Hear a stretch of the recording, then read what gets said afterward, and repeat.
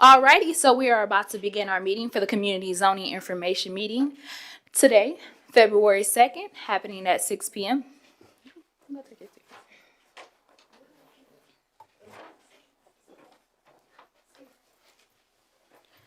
Just a couple of house rules. Please refrain from talking unless you are the speaker. Please be respectful. Please keep your questions and comments relevant to tonight's topic. And please wait for the presenter to finish speaking before asking any questions or stating your comments. For any follow-up comments or questions, please feel free to email the planning email address. Give me 1 second. There we go. Some important dates. The public participation plan report will be due March 4th. This is for rezonings and special use permits. Your planning commission hearing date will be March 18th, 2026. And then your mayor and council public hearing will be April 14th. Each applicant is required to meet each deadline and attend each meeting. The public participation report. So again, all applicants that are submitting a rezoning, special use, or modification is required to have at least one community meeting. This meeting is hosted by the applicant. On the screen, you'll see an example of a postcard that needs to be sent out. Again, this example of a postcard can be sent via postcard. It can be a mailer form. However, it has to be sent out to each resident within a 1 mile radius of your subject property. On the right-hand side of the screen, you'll see the public participation report form, Form E. That form is required to be submitted to us once you complete that public participation meeting. There are a couple additional rules that have been changed in the ordinance. You are also required to have a hybrid portion for your meeting. That means you have to have a link to be able to view your meeting via webcast. That recording has to also be sent to staff, mayor, and council as well. And give me 1 second. Let me make sure I cover all of that because there are some changes. Give me 1 second.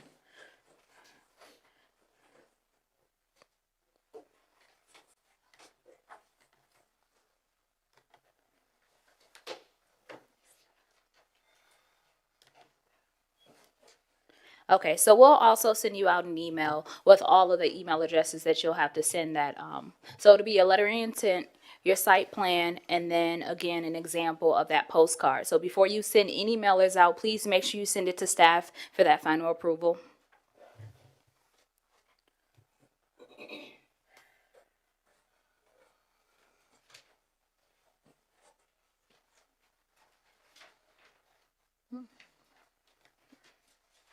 There we go.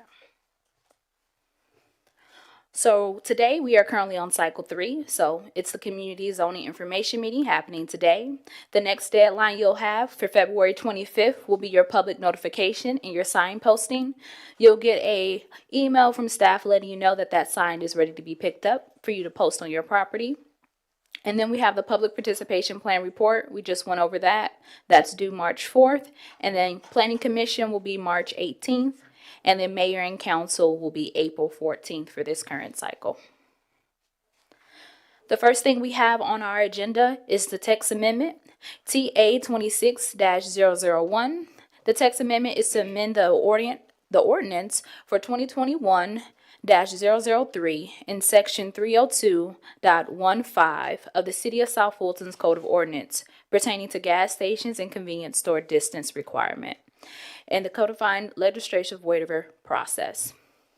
At this time, if you would like to give your response, a question, or concern of this text amendment, please form a line behind the podium. Again, please make sure you are mindful when speaking and asking questions to staff. Let's not form a line just yet. Let's go through it before we do that. All right, before we get started, does everybody have a copy of it? Did they pass those out up front? All right. All right, if you all give me just a second and we'll get started. Are we still waiting on anybody to come in?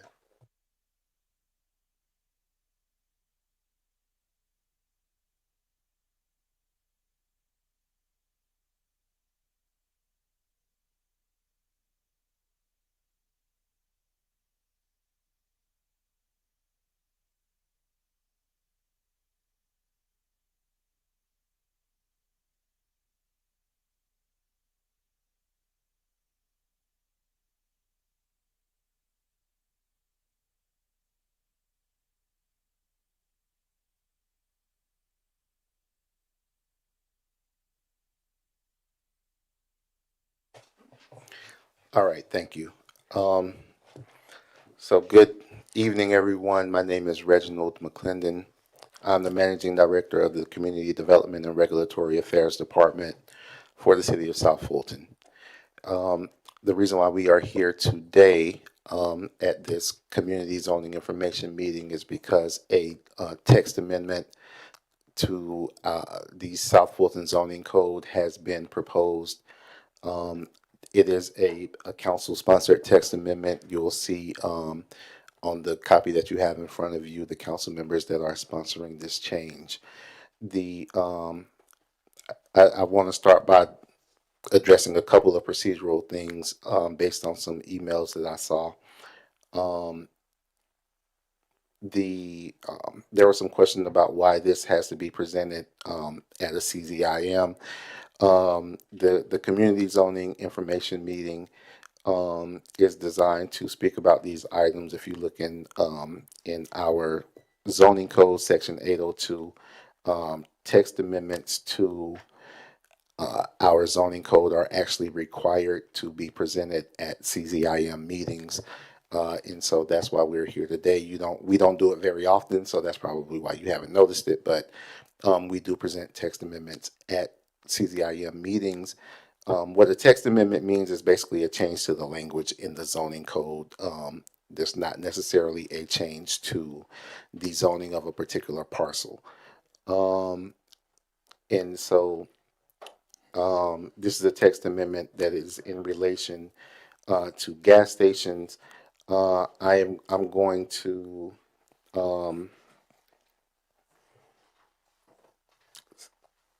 try to be upfront in saying that this is, from my understanding, this is still a living document. So there are potentially more changes to be made to this document. And I'm also going to attempt to kind of explain procedurally what's happening before I get into the actual text that's in the document that's presented in front of you. And so what you see in front of you is a text amendment that is an amendment to the city code of ordinances that will create a new code section. And that code section will include regulations for gas stations and convenience stores. Now, this code section that you see in front of you in this document is not actually contained within the zoning code. It's in a different part of the code of ordinances. It's in chapter 7. It's in chapter 7 of title 12, which is not actually in the zoning code. It's in the business license code, which is a different part of the code of ordinances. However, what I don't think you see in front of you, and the reason why this is a zoning code text amendment, is because there is language that is contained within our zoning code that will be simultaneously deleted and replaced with this language that you see here, which will be in a different part of the city code. So I know that's a little bit technical and a little bit complicated, but if you have any questions about that, please let me know, and I'll do my best to explain. So I'm going to do it backwards. I'm gonna start out by talking about what's going to be deleted from the zoning code, and then I'm going to talk about what's being proposed to go into this ordinance.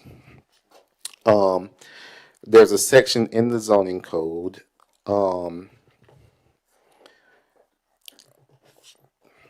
the number of which eludes me. I think it's 302.15.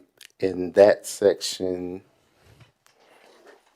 has a couple of requirements for gas stations. One of those requirements is that gas stations have to be,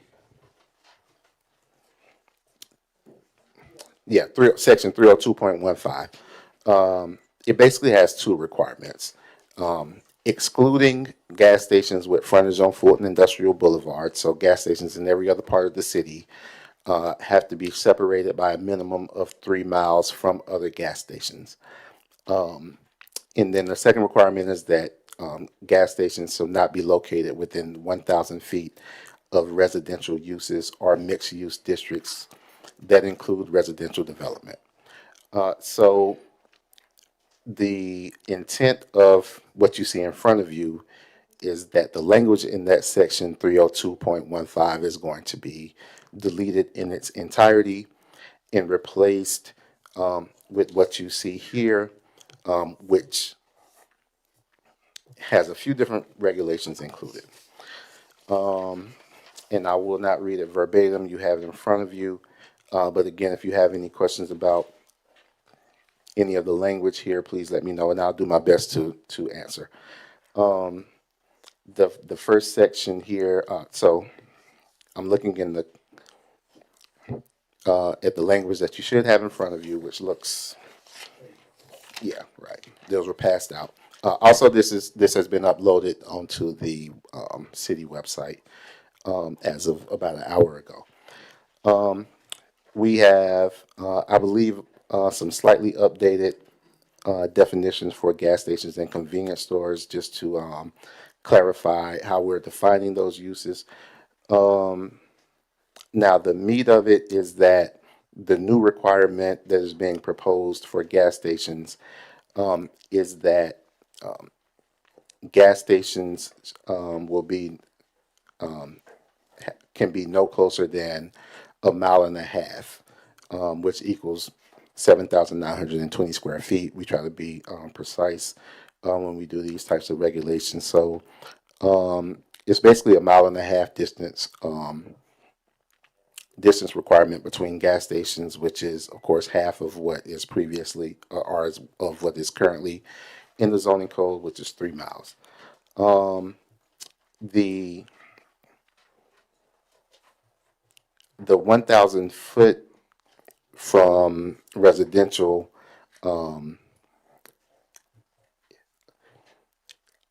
is maintained. Now, here's where we get a little bit complicated. It is my understanding that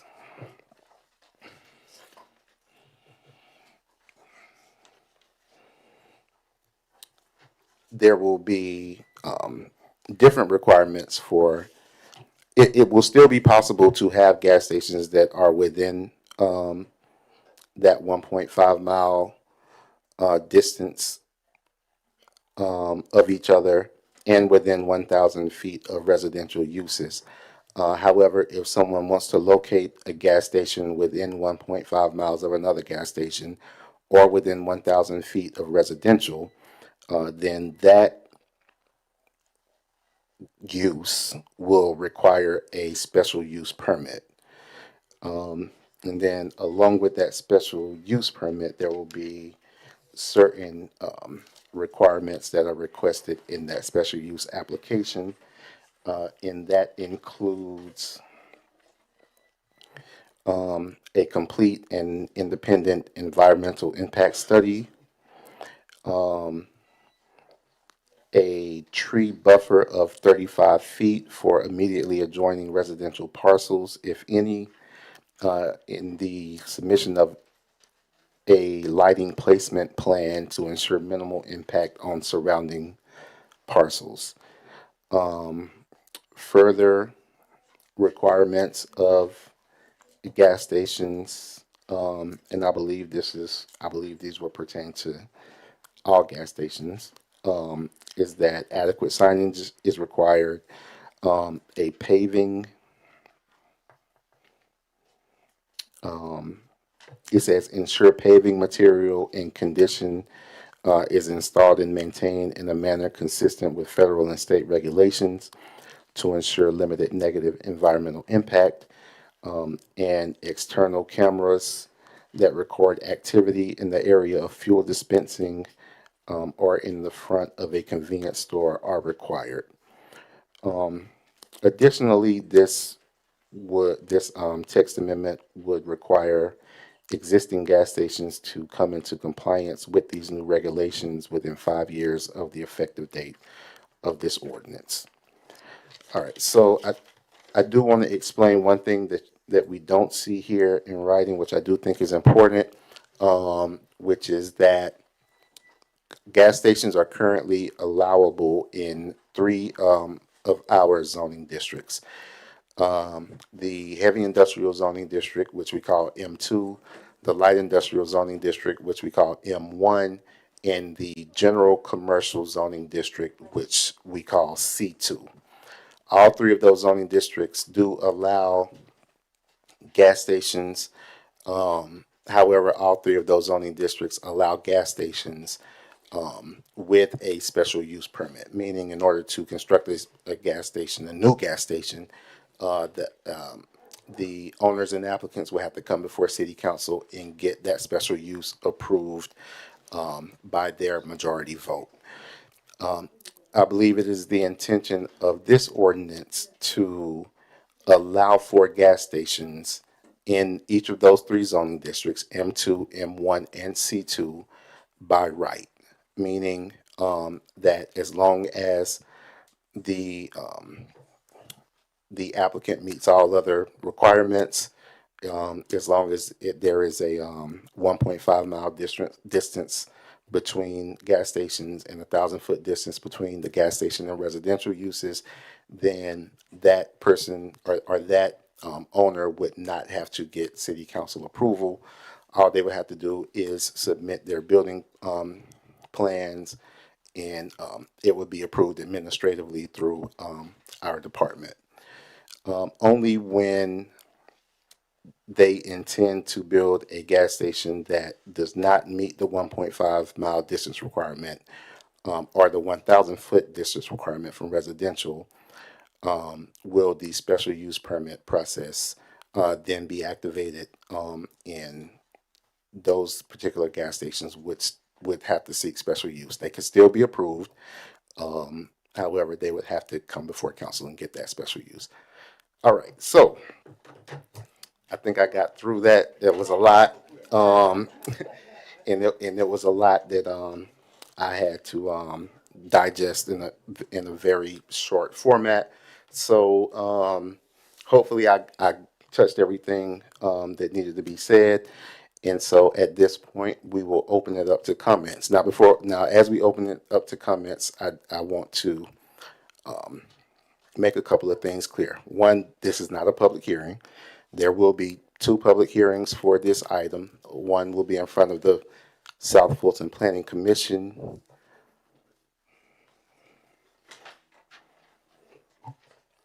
February the 18th. Is that the? March 18th. March the 18th? Oh, okay. I appreciate you. I hadn't seen this actually. All right, March the 18th.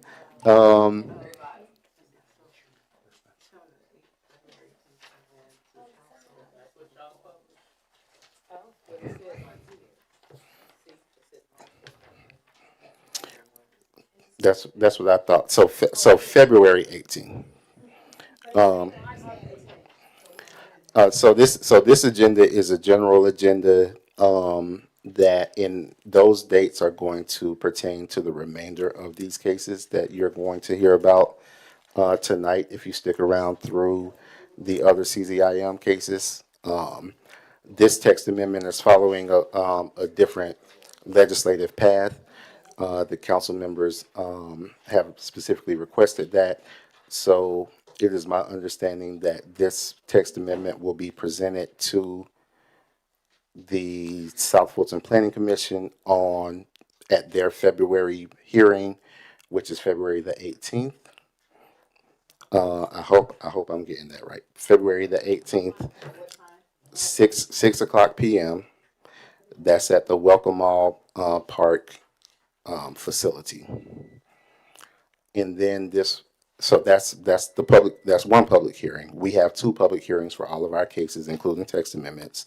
The second public hearing will be here at City Hall on February the 24th at 5 p.m. So you will have those two opportunities to present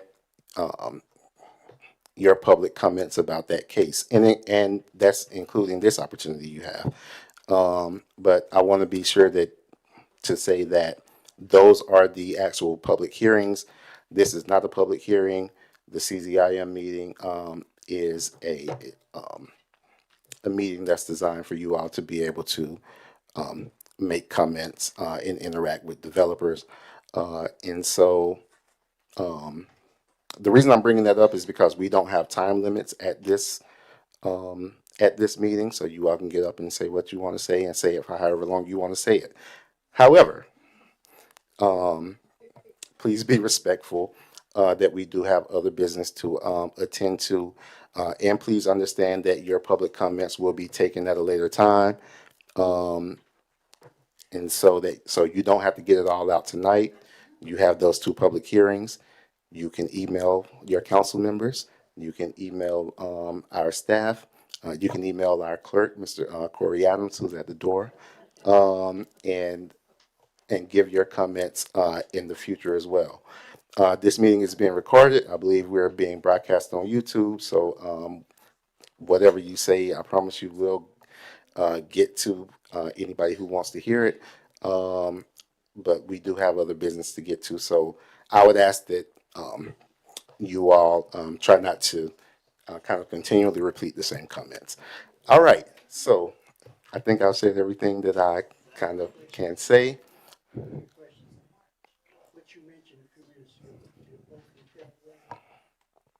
The public hearings are both in February, February 18th and then February the 24th. Yeah, it's not on the printout here because this printout. Yeah, we can pull the calendar back up so that you can kind of visually see those dates. But it's not the dates that are printed here on this agenda. Those dates are going to pertain to the remainder of the cases that we have tonight. I thought recently you guys made a change in the public hearing. I thought there was a presentation that was done by the city attorney along with the lady from UGA during one of your city council workshops where they basically talked about the fact that you only have. Do we have, while she's coming to the podium, did people sign up to speak, or are we kind of just coming up as people want to? They're just coming up as they like. Okay. No, that's fine. I didn't know if we had speaker cards or anything. Whatever you guys need me to sign as. No, not at all. I don't remember, but it was a few months ago, 2-3 months ago, you guys were.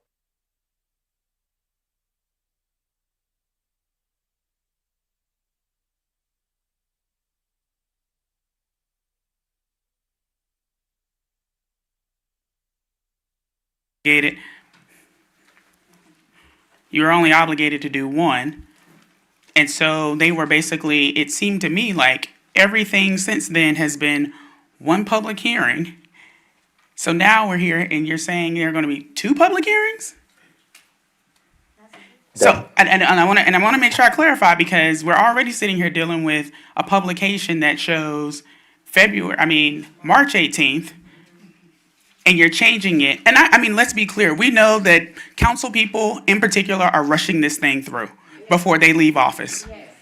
Like, we're very clear about that. But I think for the sake of transparency, like, there's something to be said for, even if it's a mistake, that now we're going to continue down a path full steam ahead when you have something that's published that's gone out to the public that shows February 18th.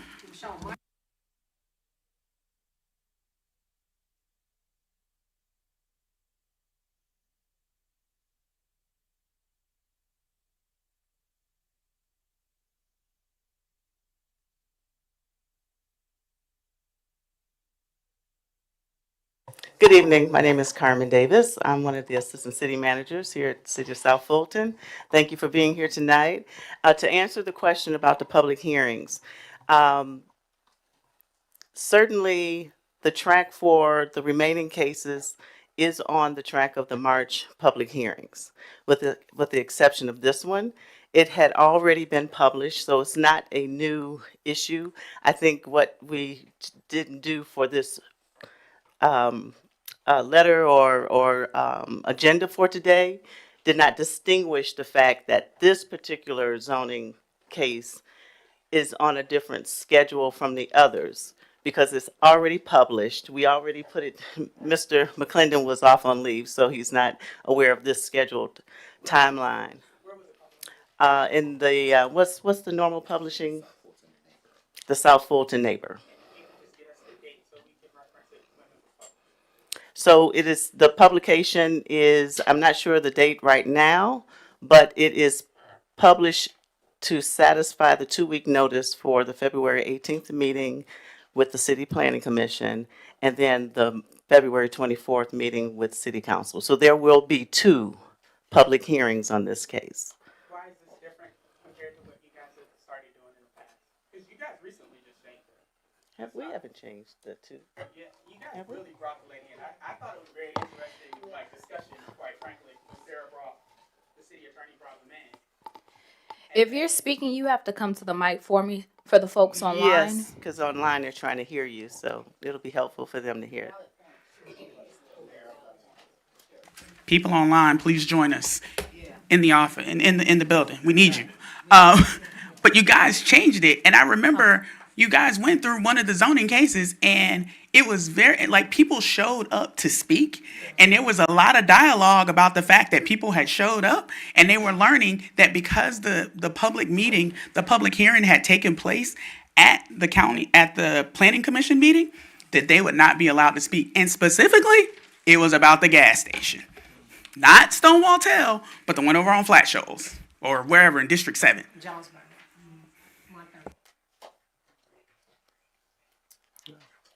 I don't recall it either, so I wish I can answer your question, but I don't recall that having won. But I'm not saying that you're not correct, but I just can't respond to that or answer. Okay, for transparency that we are trying to have between the city and the residents, between the city elected officials, can't we just stick to the date that's printed? Why can't we just stick to March the 18th and these other dates? Why you're falling back? I don't see anything for February. This is printed March the 18th. So why can't we just stick with this? Since it is printed, not our fault. We don't print the publications. So why can't we just stick to March the 18th? That give us enough time. Is there a way that we can stick to the date that's on here, March the 18th, versus because people are looking for March the 18th to come to the meetings. It's not our fault. We should not be held as residents and as citizens just for the purpose, oh, it's a mistake, deal with it. No, this is March the 18th. I think we should stick to March the 18th. So why can't we just keep it at March the 18th? There's no need in, everybody already know that this is being rushed because it's an official that's trying to hurry up and that has to resign come March the 6th. So all of this is being rushed. So let's be transparent with the residents of City of South Fulton. Keep it at March the 18th. It's printed, it's right here where everybody can see it. Let's stick to March the 18th. I don't understand why we can't. I mean, March the 18th, that's what we have. Can we please stick to, we need you all word that we can stick to this March the 18th. I mean, it's not going anywhere. We just discussing the gas station. So why it have to be so in a hurry? Well, let's take our time and discuss it March the 18th. Here we go right here. Can we do that? Can we have y'all word to do this? Can we have y'all word to keep this at March the 18th because it is published? Yep. Can we keep it? We cannot. Zoning is a legal process. Then why is it not February? Because this is not the official publication of the date. There are specific places and formats in which we have to publish notices for public hearing. And the official notification was for the February 18th date. See, this is why the residents. Confusing for the resident when you have something on paper that says. That's it. March the 18th, and then you're saying February, that's kind of confusing for the resident. We We may understand the need to see confusion. legal, we may need to see legal, advice on this and see what's going on and stuff, because not only you all coming with more gas station with less of a mile, and then you're coming with these little, special use permit. And you know good well when the developers come, you all gonna give them exactly what they want. This is not you all, I'm talking about those who made the decision. You are gonna give them exactly what they want, the developers. So stop playing the little mind and the games with those words with the special use permit and stuff, because we're dealing with people's health and well-being. We're dealing with people's lives. People are using well water. People are using well water for their daily chores, using well water for their farming, using well water for whatever they're using it for. And it's gonna be affected, me being one that's used well water, that's going to be affected by benzene, a carcinogen that gives leukemia, that gives cancer. It's people in this room that farm, have agriculture on their land, that's going to be affected. Their children are going to be affected by leukemia. And you all sitting up here playing games with dates, not caring about how the residents feel or anything. This is our health. This is our well-being. I don't know if you all live in South Fulton or not. But we need to say, hey, stop playing the little mind games with us. We want to stick to the 3 mile rule. We don't want the 1.5 miles. You all can take it and shove it, and we're going to stick to the 3 miles. If we got to take this all the way of the world news, David Miller, we're going to stick to what we're going to stick with. And that's 3 miles, and that's 1 gas station per 3 miles. And you can let the council person know, Helen Willis, yes, I'm saying her name. She's resigning March the 6th. And she's rushing this. And all of you all pretty much work together at the end of the day. We're going to stick to this March the 18th. We're going to seek legal advisory, because if it's published, and from my understanding, once it's published and out to the media, that's what it's supposed to be. Not come, I don't see nothing say February the 18th, nowhere. But we will sit together and set up South Fulton, all these districts. This is not just Stonewall Tail. And it's funny how at Stonewall Tail, when the developers withdrew from the gas station in November of last year, 2 months later, you're coming with this. 2 months later, when the developers withdrew November 2025, with the gas station going to be right across from our homes.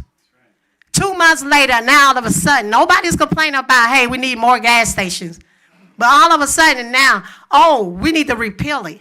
Right before this same council person who's over that district working with the developers. I have emails to show this.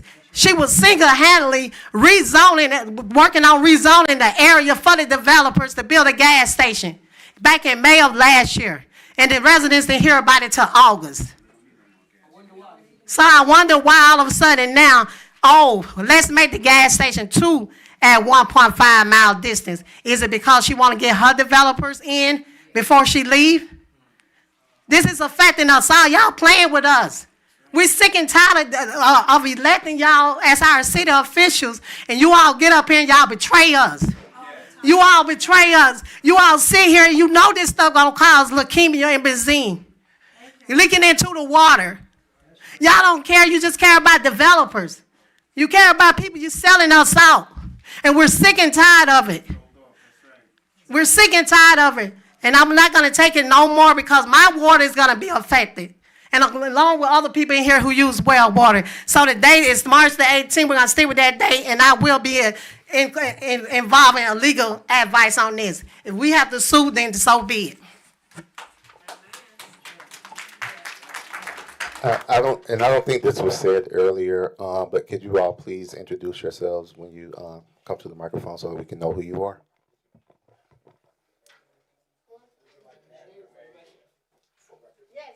Yes, my name is Adina Lofton, District 2. And I was the one that led the fight against the gas station last year on Stonewall Tail. And all of a sudden, this same developer all of a sudden want this gas station. That's why it's 1.5 miles with 2, because it's a gas station over there already. So he can get in at 2 gas stations per 1.5 miles. It's the game's gonna stop right today. Only in our neighborhood you all push all these gas stations. Nobody asking for a gas station. I think we're asking for nice restaurants, nice shops, nice multi-use development. You all want all this what's going on in the community, ICE and everything. We sitting here talking about gas stations. Gas stations for real?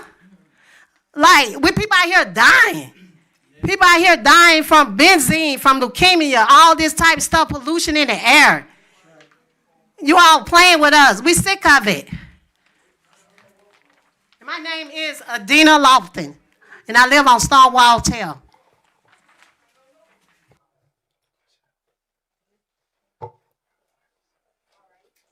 Can you state your name for me and your comment?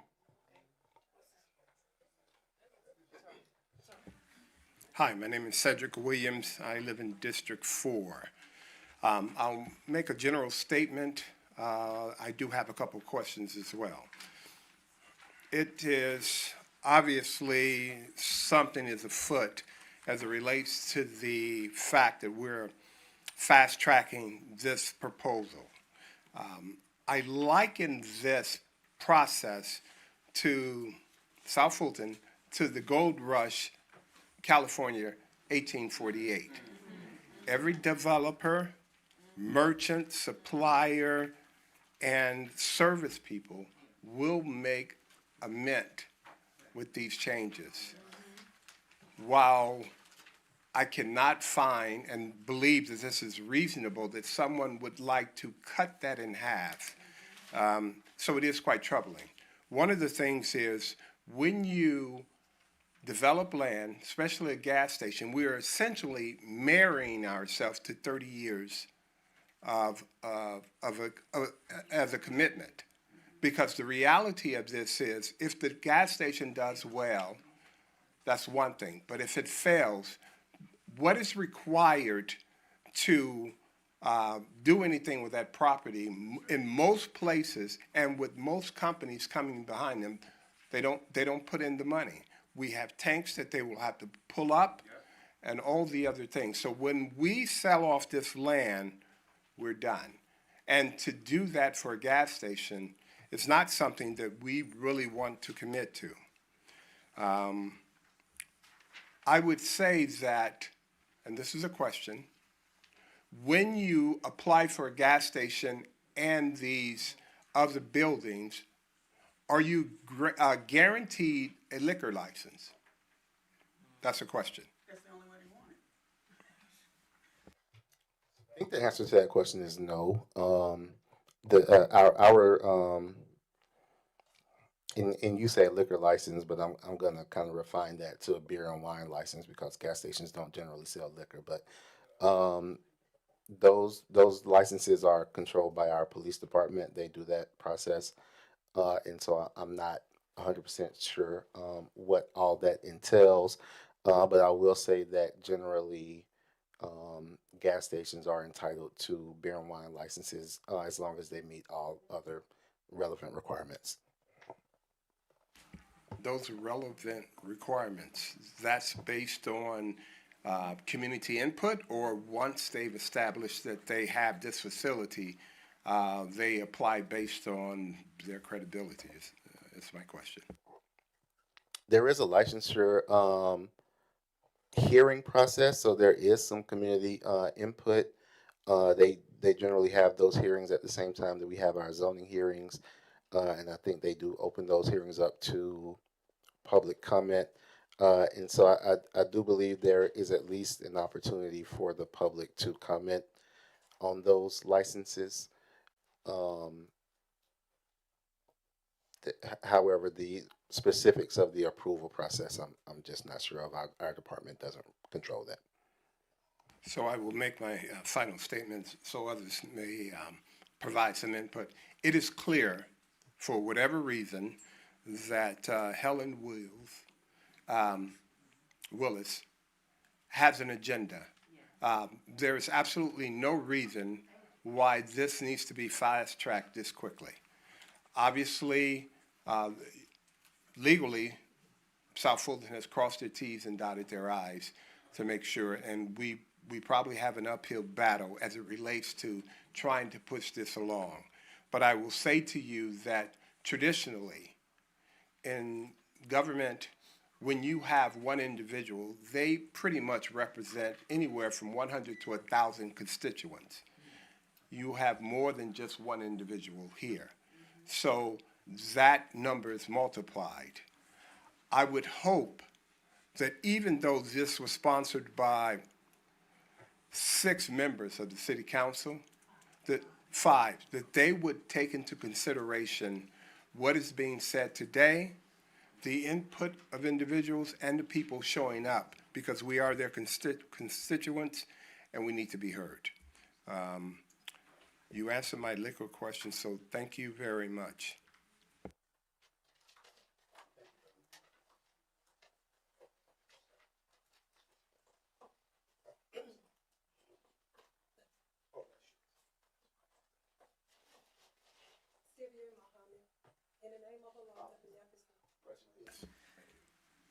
My name is Sylvia Muhammad.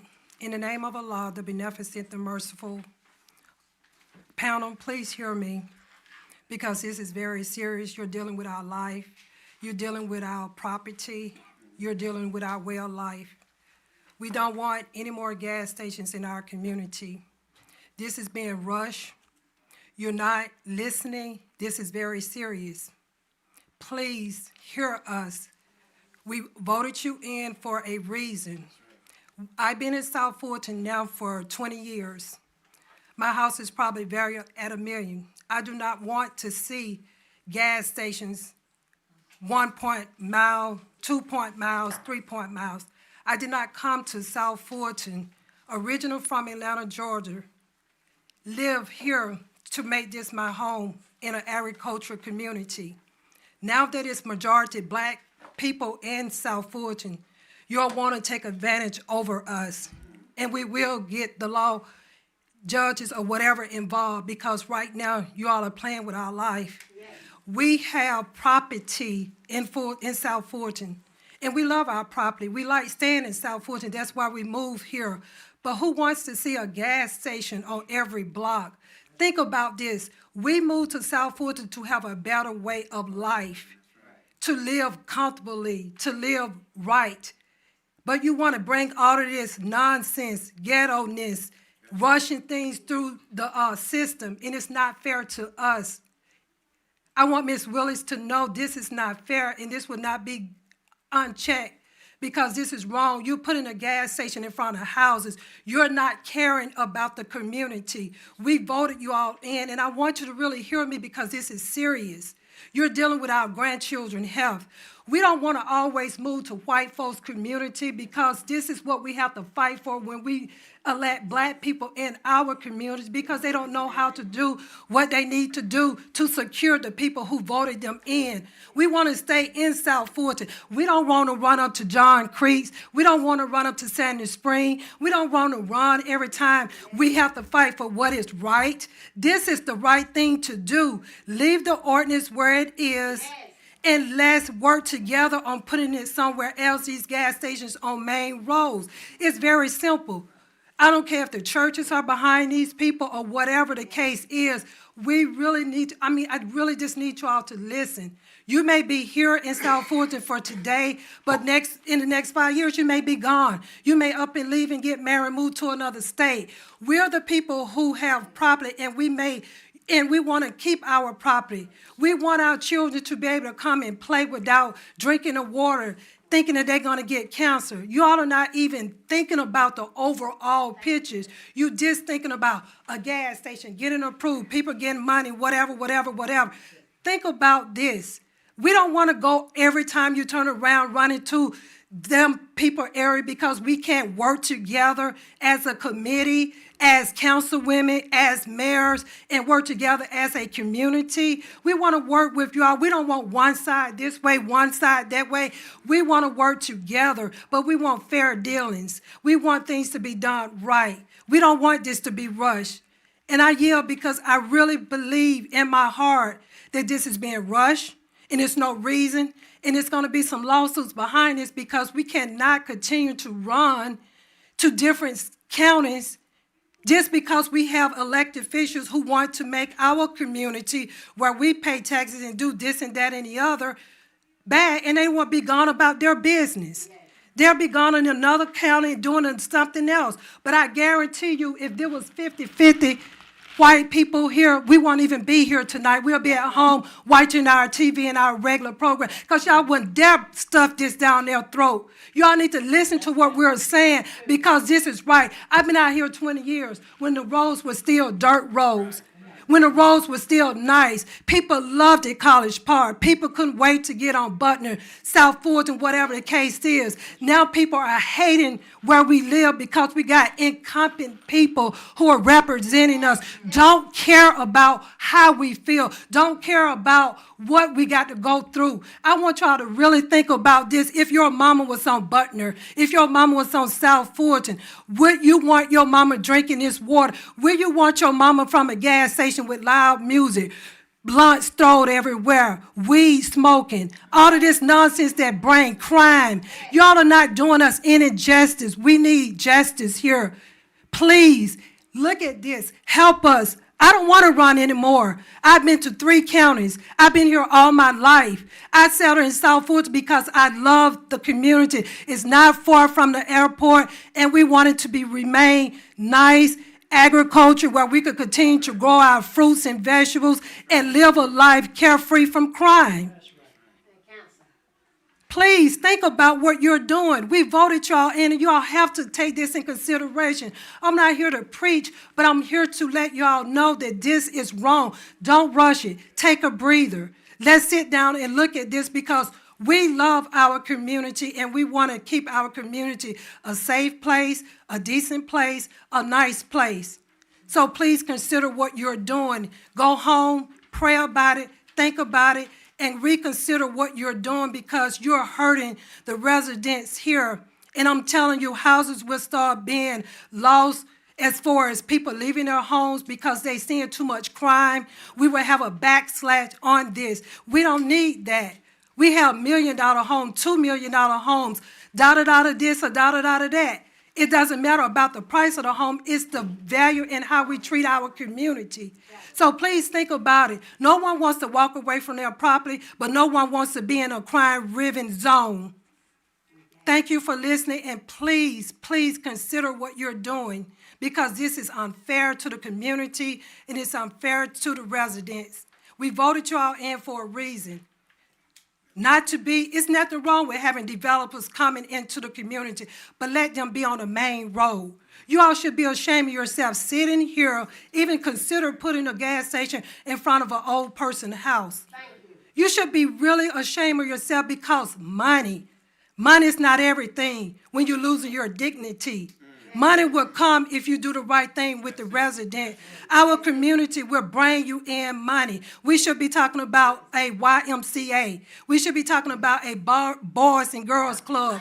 We should be talking about things that will uplift our community. We should be ashamed of ourselves even talking about a gas station. We are not New York. We are not Detroit. That whole area up in there is changing because they want to change. We want to keep our community safe. We want to keep it nice. We want to keep it agriculture. We want to farm. We want to do the things that we like to do without crime. And you know and I know if you do the study, gas stations bring a lot of crime, a lot of downfall. And look at the economy. Trust me, these gas stations will not last because the economy is so bad right now. And we need to really look at everything, not one thing, but all things, so we can really become a community and we can really bring in millions of dollars on the front end and be really prosper if you do the right thing. Have a wonderful night.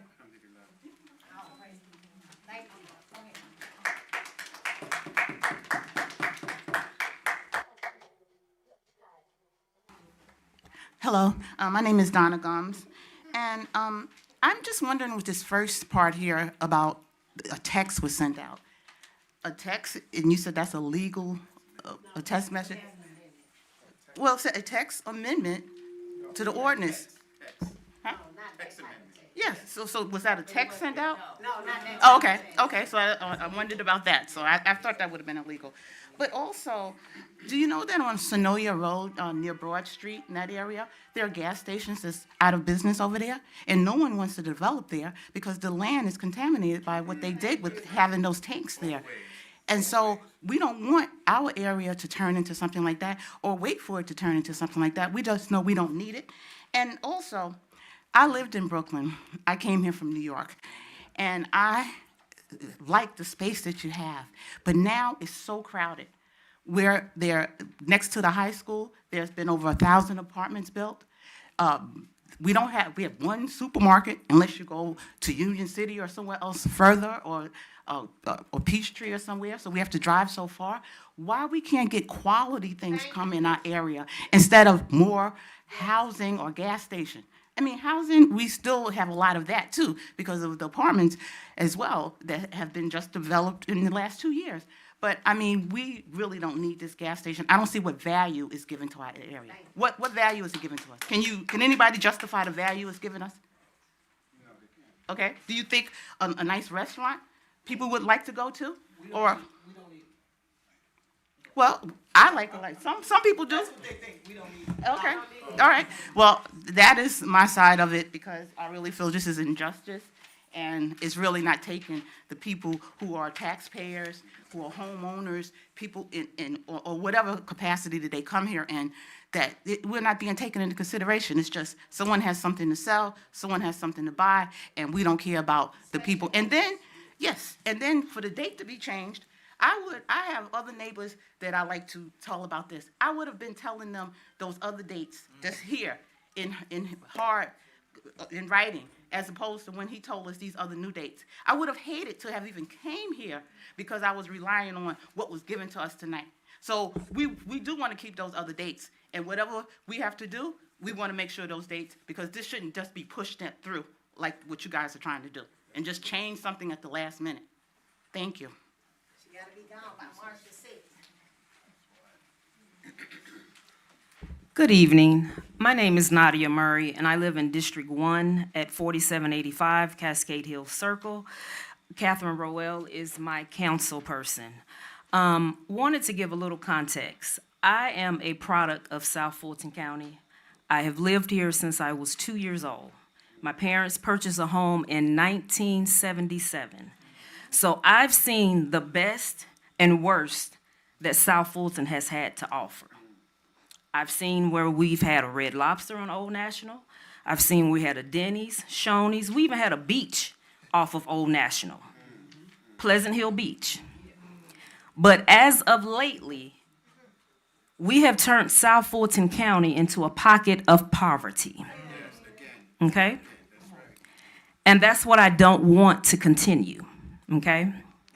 So if Helen Willis and her counterparts are listening, we are asking that you hold this until after the election, where we can have a value add and robust conversation where all citizens of South Fulton County can have a seat at the table.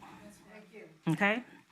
And I want to close with, the reason I'm passionate about this particular ordinance, when you talk about cancer, I'm standing before you as a 2-time cancer survivor. Okay?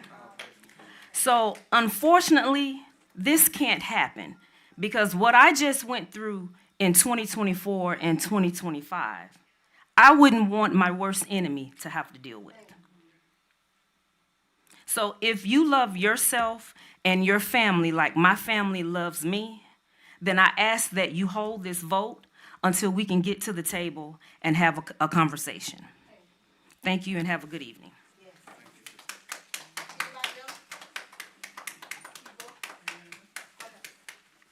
Good evening. I'm Penny Webster Lewis. I live in District 2, and I've read over the proposed changes, and with that additional special use permit, this basically nullifies the original ordinance. Because, okay, if they can still get in less than 1,000 feet from homes if you get a special use permit, which we don't get any say on. So it's been a very well-crafted, this is a well-crafted document, but it basically takes all the underpinnings that protect residents away. It's crafty, but it's not protective. We are not protected at all. And so as you've heard, I'm not going to repeat anything that you've heard already, but the ordinance that exists right now is the underpinnings which keeps council from approving, or even the zoning commissions from approving, changing agricultural zones to C2, where they can put that gas station. And with a special use permit, they can put it 1,000 feet, less than 1,000 feet from somebody's house. This doesn't answer the mail. So what those who are the authors of this proposed text amendment, they need to go back and look at it again, because you've stripped away everything that Ordinance 2021-003 provided. All the protections for the environment. And wait a minute, today I was at, what's the, not Stonewall Tell, but the middle school, the recreation center over by the middle school, Sandtown. They're installing EV chargers. EV is what's coming. When you talk about planning for the future isn't fossil fuels. The future isn't fossil fuels, so we shouldn't be looking to get more gas stations. We are losing parking spaces even out here at City Hall. There are 5 or 6 parking spaces dedicated to EV. And then we're getting ready to strip what little protections we have to the environment and to people's livelihood by changing it, which will make it easier for the zoning board to change from agricultural to C2. And that means we might look like a national. So as you think about this, as our council deliberates on this, this is not the answer. This is not the answer. So February 18th is not the answer, and February 24th is not the answer. We need to do the right thing for the right reason, and I'm not against developers, but you've got to protect your constituents first. Thank you. I yield. I do want to offer a brief clarification, if I may, on our special use permit process.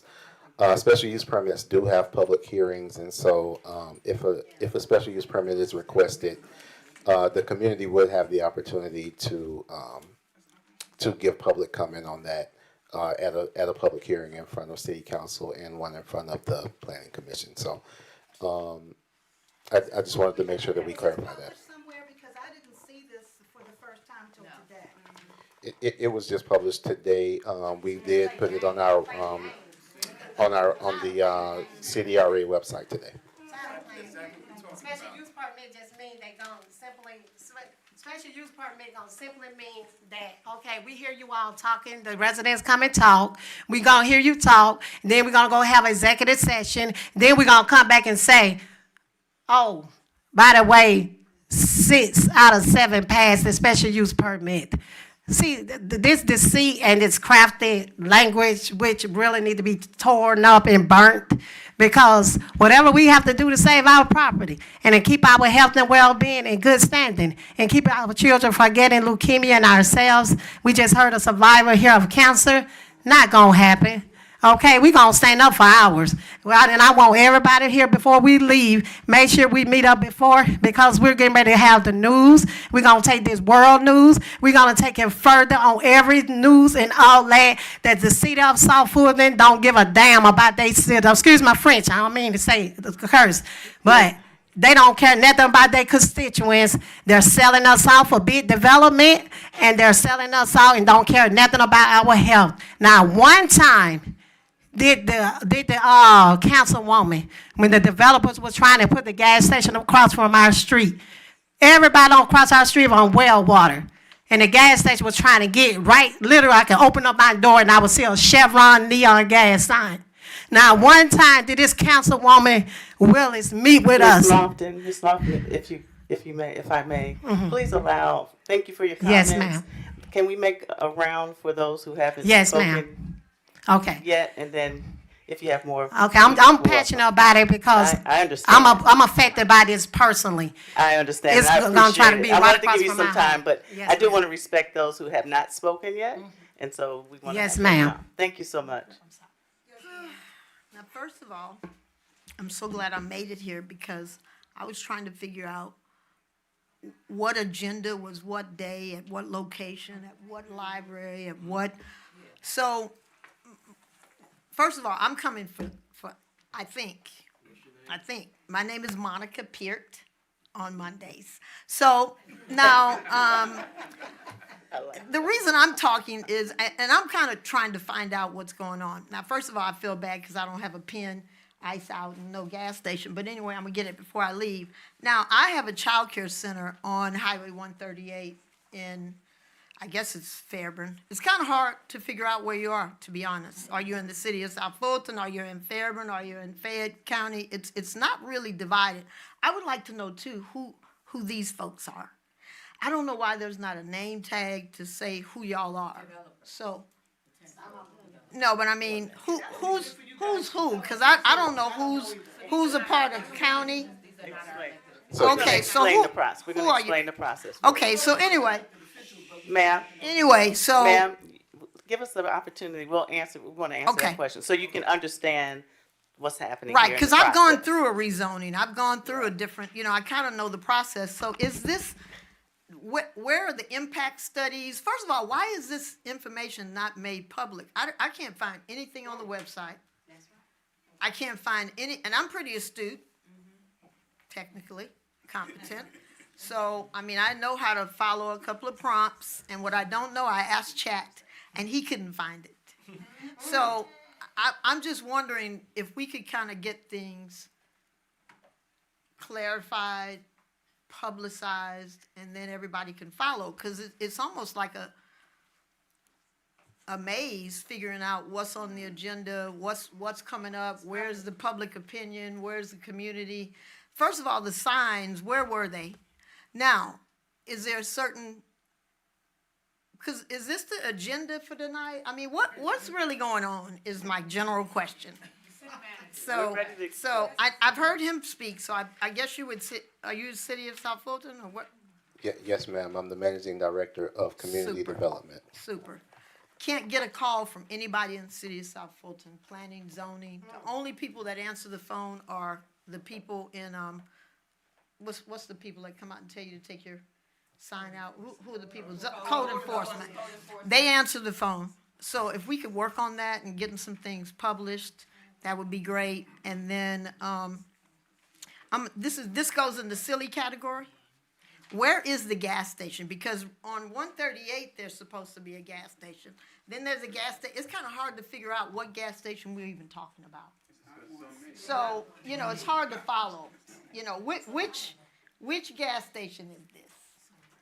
So this ordinance will be effective citywide. So this Oh, will, okay, good information. yes. Got it. And additionally, so I'm the director of CDRA. This is our assistant city manager, Ms. Carmen Davis. The remainder of the people here on the dais are people who have cases that will be presented after after we're finished with this one. What you say, don't look your way, okay. So, and I do think that, impact studies, community studies, all of that, where can one find that about this particular gas station? Where is all that information? Right, there's not, this doesn't pertain to just one gas station, so there are no studies to be So found. there is not a QT coming on 138 next to? Yeah, I thought it was approved. When I came to the meeting over at the rec center the other day, they were saying that which gas Can you station? speak into what the are you mic talking- for us? The mic. The mic, I thought I was talking loud enough, sorry. I thought there was an approved gas station on Highway 138. Yes? If we're thinking about the same thing, there was a gas station that was just approved at the corner of 138 and Old On National. National, right. And when did it happen? Where was the emails? Where was the information? Where were the signs up on the property? Because I live not too far away. I pass there every day. Never saw a sign. Never. It Ever. was there. Where? At Does some point it anybody was have a there. picture of it? Does anybody have a picture of it being posted? Because We every do. time I see, no, seriously, every time I see a sign come up on 138, I turn around, get over as far as I can, and I say, hey, what is it for? Because there's always never, I only saw this sign, was it yesterday? When did this sign go up? I just saw it yesterday. So there's No, I saw a sign about this meeting for the second item on the agenda, that was posted a few days ago. So I was just wondering, just general conversation. So it sounds like that's for a different case, but because this is a text amendment, the zoning procedures law does not, require us to post signs, and we wouldn't even have anywhere to post them because it's a citywide amendment. And not on your website or anything? This now is currently on the website. So there And- isn't like a and when time the- period that you kind of have time to read it and know it's there and all of that? There isn't like a law that says it has to be posted X number of days and get so many people to hear it, read it, and that's not a thing? Oh, I forgot, she said she was gonna give me clarification, so I'm gonna sit down and listen for the time being. But just FYI, it would be good to be able to not have to go to meetings, to click on something, download what the petition is, and be able to read it in advance. Is that something that you all are gonna work on, or is it up? But prior to the, meeting where this will be heard, all of that information will be online. So the second thing that's being about these houses on 138, am I at the right meeting for that? Okay. So that is on your website, right? But I wasn't able to pull up anything. So, I might have to get a member of my staff to chime in on that because I'm not. Can you please Familiar. introduce yourself so we can know who is who on the panel, so in case we need to, can you introduce yourself, please? Reginald McClendon, And what department? Community Development and Regulatory Affairs. Okay. Next person, please. Oh, I'm sorry. My name is Carmen Davis, and I am one of the assistant city managers here with the city of South Fulton. And to clarify, So He the told remainder me to of the go folks that beforehand. are at the table are actually applicants. After we're done with this text amendment, they will actually introduce themselves and talk about the project that they're here for. But I am one of the planners on staff, Adriana Eccles. And then we have another planner outside, Alani Joseph, who helped you sign in. Also, questions about where things are located. At the end of this meeting, I'm happy to take you through our beautiful website to show you where you can find the agenda, text amendments, and all that stuff. so I'll start by So saying. let me, one Go. moment, please. Okay, I didn't look up. So I would love to allow those who have not spoken yet to have an opportunity. If there's anyone else who would like to speak, who have not been heard. Good evening, Alvin Reynolds, 585 Kings Place. I reside in District 7. And this is where all the hubbub is about, the gas station that's coming into our area. Just like to say, it's good to see you, Mr. McClendon. Welcome back and congratulations, Ms. Davis, as always. Ladies and gentlemen, I just want to say that I heard a lot tonight and a couple of names that was thrown out there, but I want you to understand that no one person can push this agenda. So as you see the names that are on this sheet who all sponsored this bill, they have a burden to bear as well.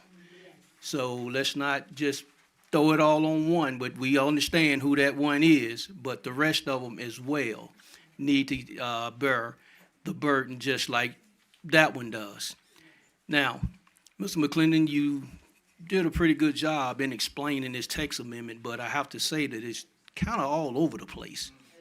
You know, there were some things that you stated that was not on here that was going to be omitted, or this, that, and the other. I guess my question to you is, before this comes even to planning, will a full disclosure of the ordinance be updated so that we can have the actual language that it's going to say?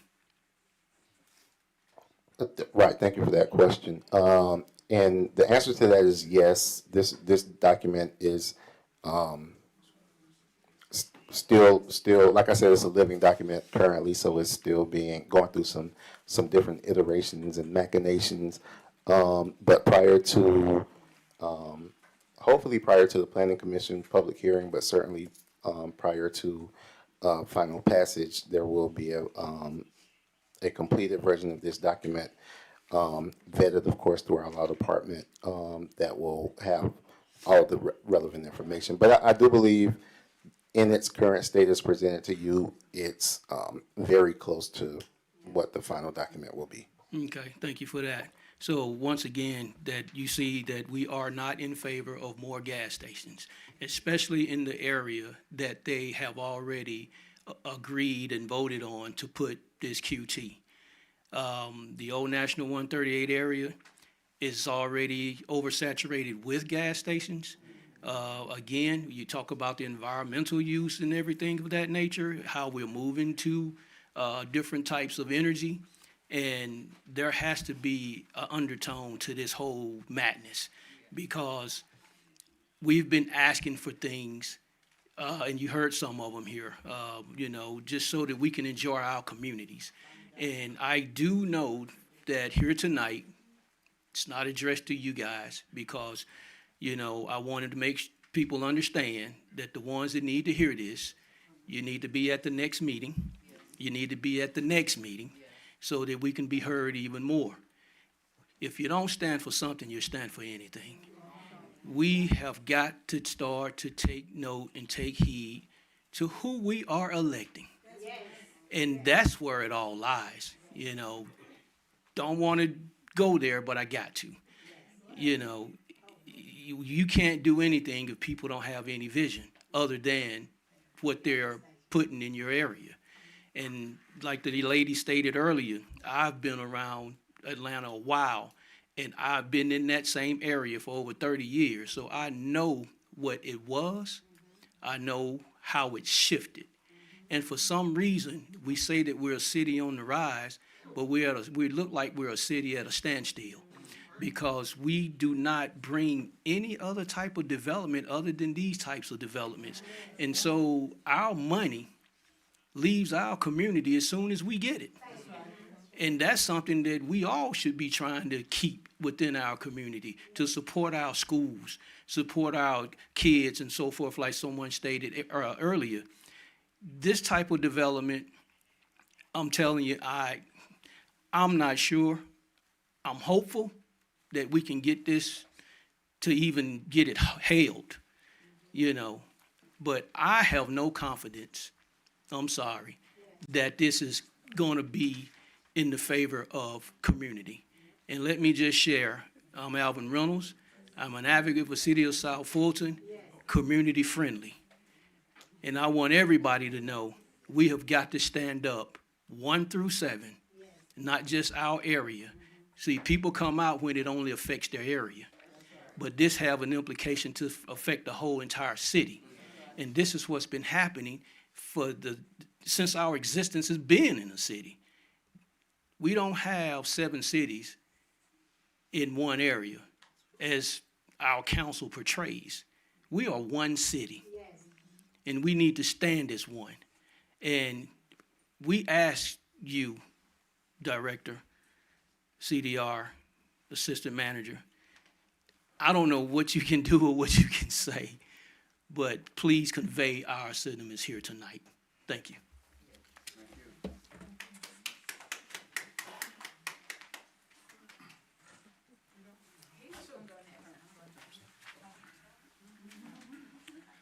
Hey, I'm Maurice Hill, resident of South Fulton.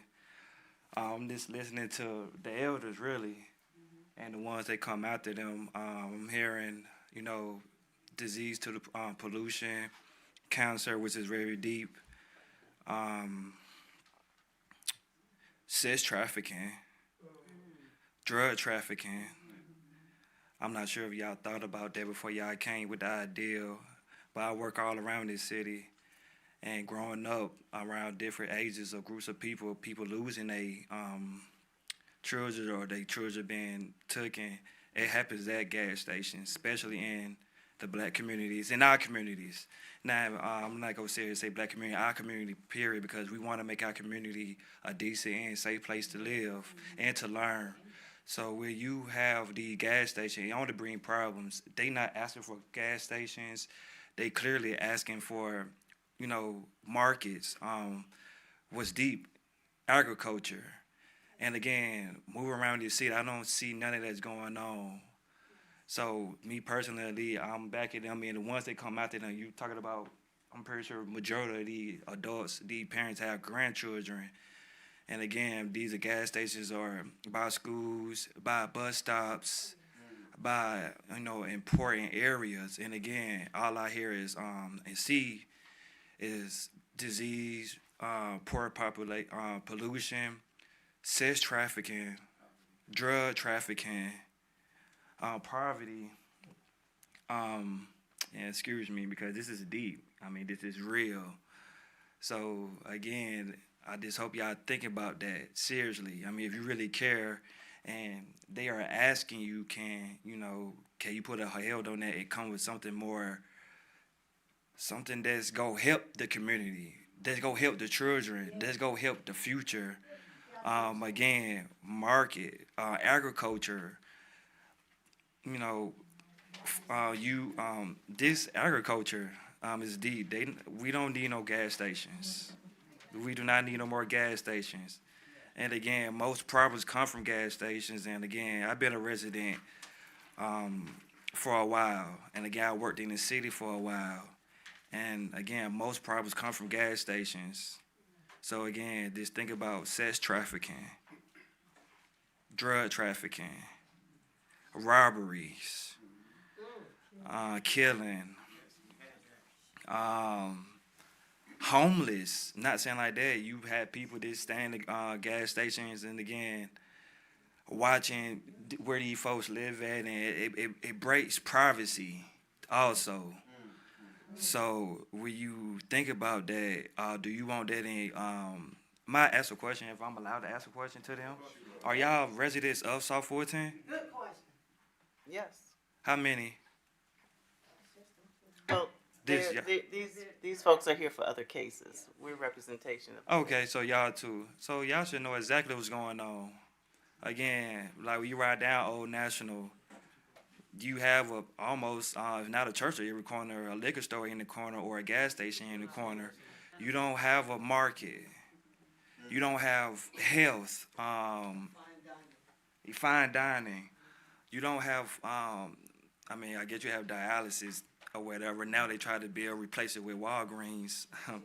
But again, where's the good at? Why is y'all pushing gas stations? They not asking for gas stations, and it's this simple. And these are people that been around for a while. And again, you have children, my children, their grandchildren, and again, think about sex trafficking, kidnapping, drug trafficking.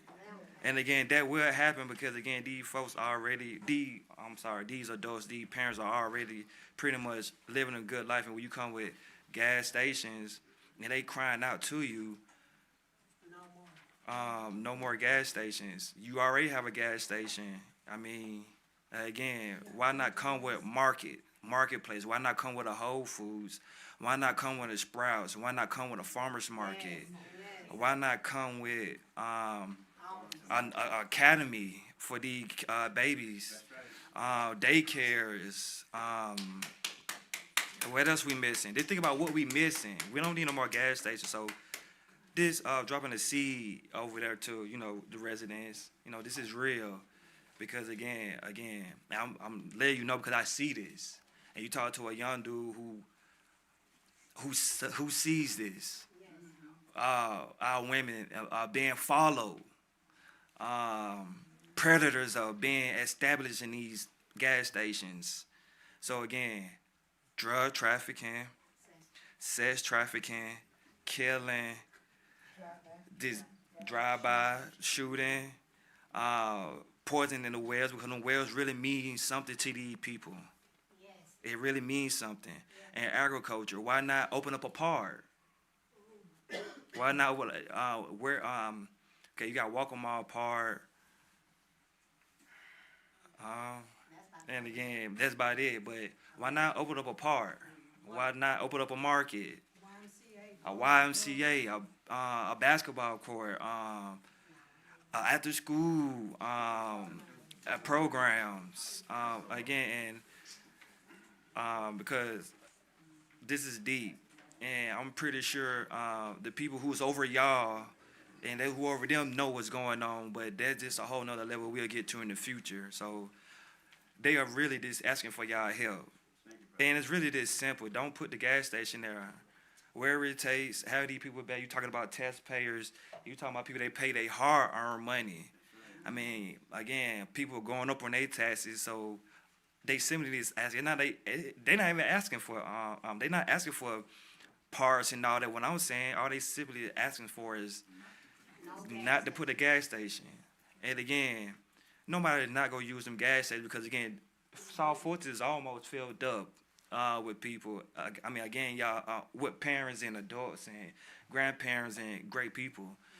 And again, I guess y'all are building homes or wherever y'all. I mean, but at the end of the day, again, just think about drug trafficking, sex trafficking, killing. I mean, this is real. And, you know, just sleep on it. Just sleep on it. And I'm Maurice Hill, and I could go by District 2, but I go for the whole South 14 because this district is not against this district. We all is one community, South 14. So, again, I mean, Thank you, sir. Thank you, sir. Thank you, Mr. Maurice. So, my name's Loretta Williams, and I'm in District 4, and I want to first say thank you for this platform. But boy, I guess there's a common theme here. We don't want no gas stations. Did y'all get that? I mean, that's pretty clear, right? But I have a question, too. Mr. McClendon, who we know, who we have worried to death for other purposes. Tell me again your title.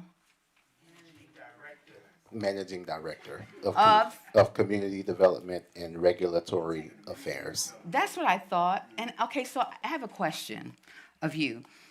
And a part of that mandate and in your role, is it your mandate, responsibility, or purpose to bring certain industries to the community? Is that what you do? I just want to know.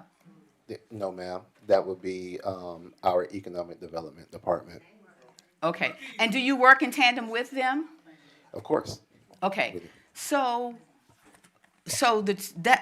you in economic development, because I'm understanding, I'm going to ask these questions like this lady here. I want to get the lay of the land.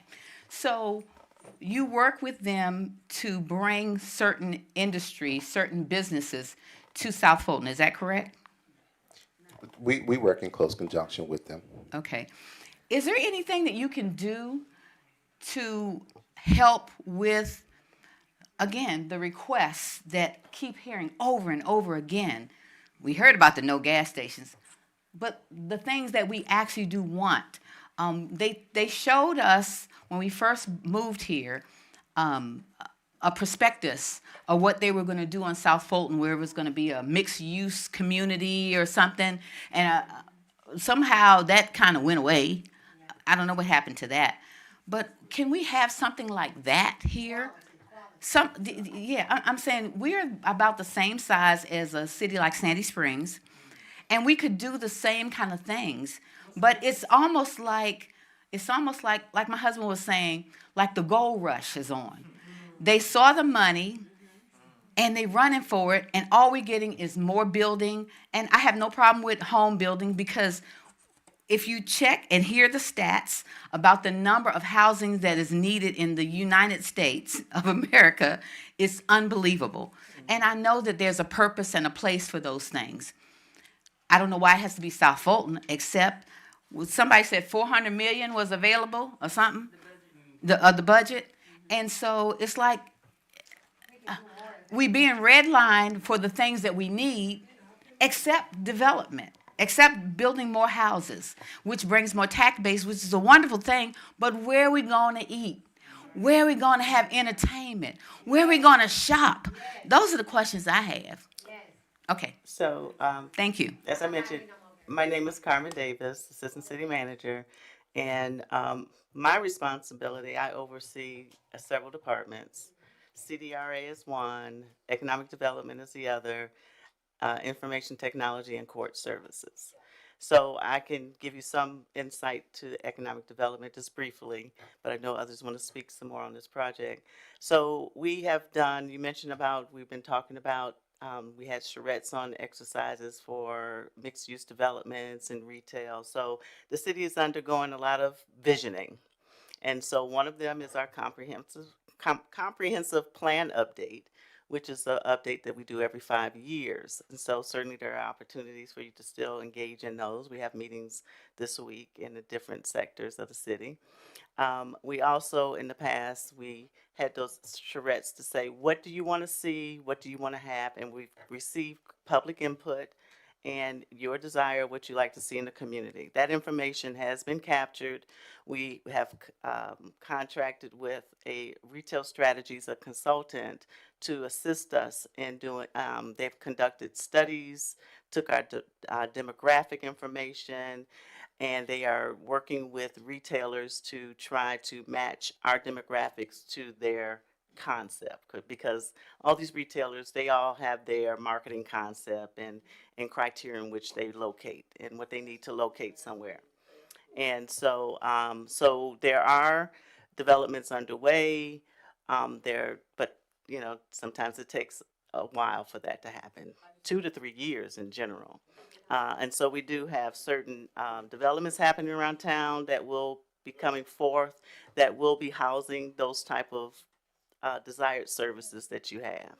But believe me, we are working very hard advocating for the city, trying to bring those services here. And so we totally agree with you. My follow-up question is, where did they collect? So you said that they did studies and collected information, that data has been captured. Yeah. I want to know if anybody in here was given a survey or questionnaire to find out where, we weren't. We I was given a survey about 5-6 times. The only thing came up was gas station. yeah, interesting. Have you ever got, I mean, I know you've been living here quite a while. No. We never got anything. I don't, but it might be because we're in District 4. I don't know. But I was just wondering where that how that information was captured too. That's what I wanted to know. Thank you. Thank you. Here you go. My name is Tawhida Aman-Ra, and I live in District 4. Now, just like this brother was saying, this may all be a mute situation. We just here talking because the die has been cast. But if it is a gas station, we're going to protest it so they won't make no money. But the thing is, the tanks will already be in. And then if we protest it and they close down, it'll be another abandoned gas station with tanks that nobody wants to take the money to get out of the area. So why should we have to go through all that? Because if it does come, and especially I'm talking about the one at Butner and Stone Wattel, for example, if it comes right there, where there's a gas station right across from it, that a brother's been there for a while, that's gonna run him out of business, a small business. It's gonna run him out to have a major gas station in that spot. He won't be able to survive there. Several little small businesses, they'll probably all be gone. Okay, so it looks like to me, in a way, a little gentrification. South Fulton is strategically located. It's near the airport. It's near Serenbe. It's near Trilith, not that far. It would be build it up, let it go all the way down, and then come back in and make it for everybody else. So that seems to be what's happening. I've seen this happen in so many other places, okay? And especially in our neighborhoods, because you realize you gave the best area to us, and now we want to take it back, but we have to let it go down first and then come in and build it up. So if the gas station does come, we'll protest it. We won't let them make no money. But then you got to come in and have like these other abandoned gas stations that the brother was talking about. They're just there. Nobody has come in and taken those tanks out of the ground. They've been right there. So it'll be the same type thing. So don't even bring it so we don't have to go through all this. And all the districts are one. And we need to get that into our mind. I don't know if the city council people and stuff, do they get kickbacks? Do they get money from this? I mean, how do they benefit from this? Especially when their constituents say they don't want it. Because somebody asks, how do they benefit from this? Huh? I'm asking you guys, how do they benefit from this when the constituents don't want it? Excuse me? I'm not aware of anything that you're speaking of. No, I'm just saying, if the council people, how many out of what? 6 out of what? 5 out of 6 want this, right? 5 out of 7? What do they benefit from this when the constituents don't want it? It just makes me think, what else is going on here? What do they benefit from? Unless we just have a coup and take over and wipe them all out, and we run, we could do a better job. No, it's just for real. Because like you said, we elected these people. What are they doing for us? So it makes you think there's some type of corruption. They're getting something in the back end. Why? It makes no sense. That's what I'm saying. You guys know, do you live in Fulton County, South Fulton? Okay, so that's mute. You live here, right? So what do you think? Could be the reason that they've... Speak for other people. No, I'm just asking you, as a manager, why do you think, or how do you feel about 5 out of 7 voting for this when majority of their constituents don't want it? I can't answer that question. I know, but you live here. You have to have some type of idea. You're in the government. Maybe you can make us feel a little better by telling us what you think is going on. But I'm here in the capacity No, of I'm my not. position. No. I'm not trying to put you on the spot, but I'm just trying to understand why would they do this when their constituents do not want it. You can't answer it, I'm sure, but it's something going on here. It's something going on here that doesn't make any sense. Okay, yeah. So that's all I'm saying. Thank you. All right, I'll make sure ain't nobody else going up there before Ms. Harvey send me back. All right. I appreciate you respecting that. But I just want to make sure everyone was heard. I'll probably be last. Go ahead. I'm gonna start with a few things. One, I want to thank y'all for indulging us. I think it gives you guys an opportunity to understand the community that you are looking to build within. Basically, we don't want your junk. So think about that as you go through your processes. I haven't quite read through what you guys are trying to bring, but I certainly will. I appreciate you guys who have been, as you indulge us, you haven't been so bored out of your mind that you just stayed in your phone the whole time. But we appreciate that. That's why I don't frequent that nail salon anymore. But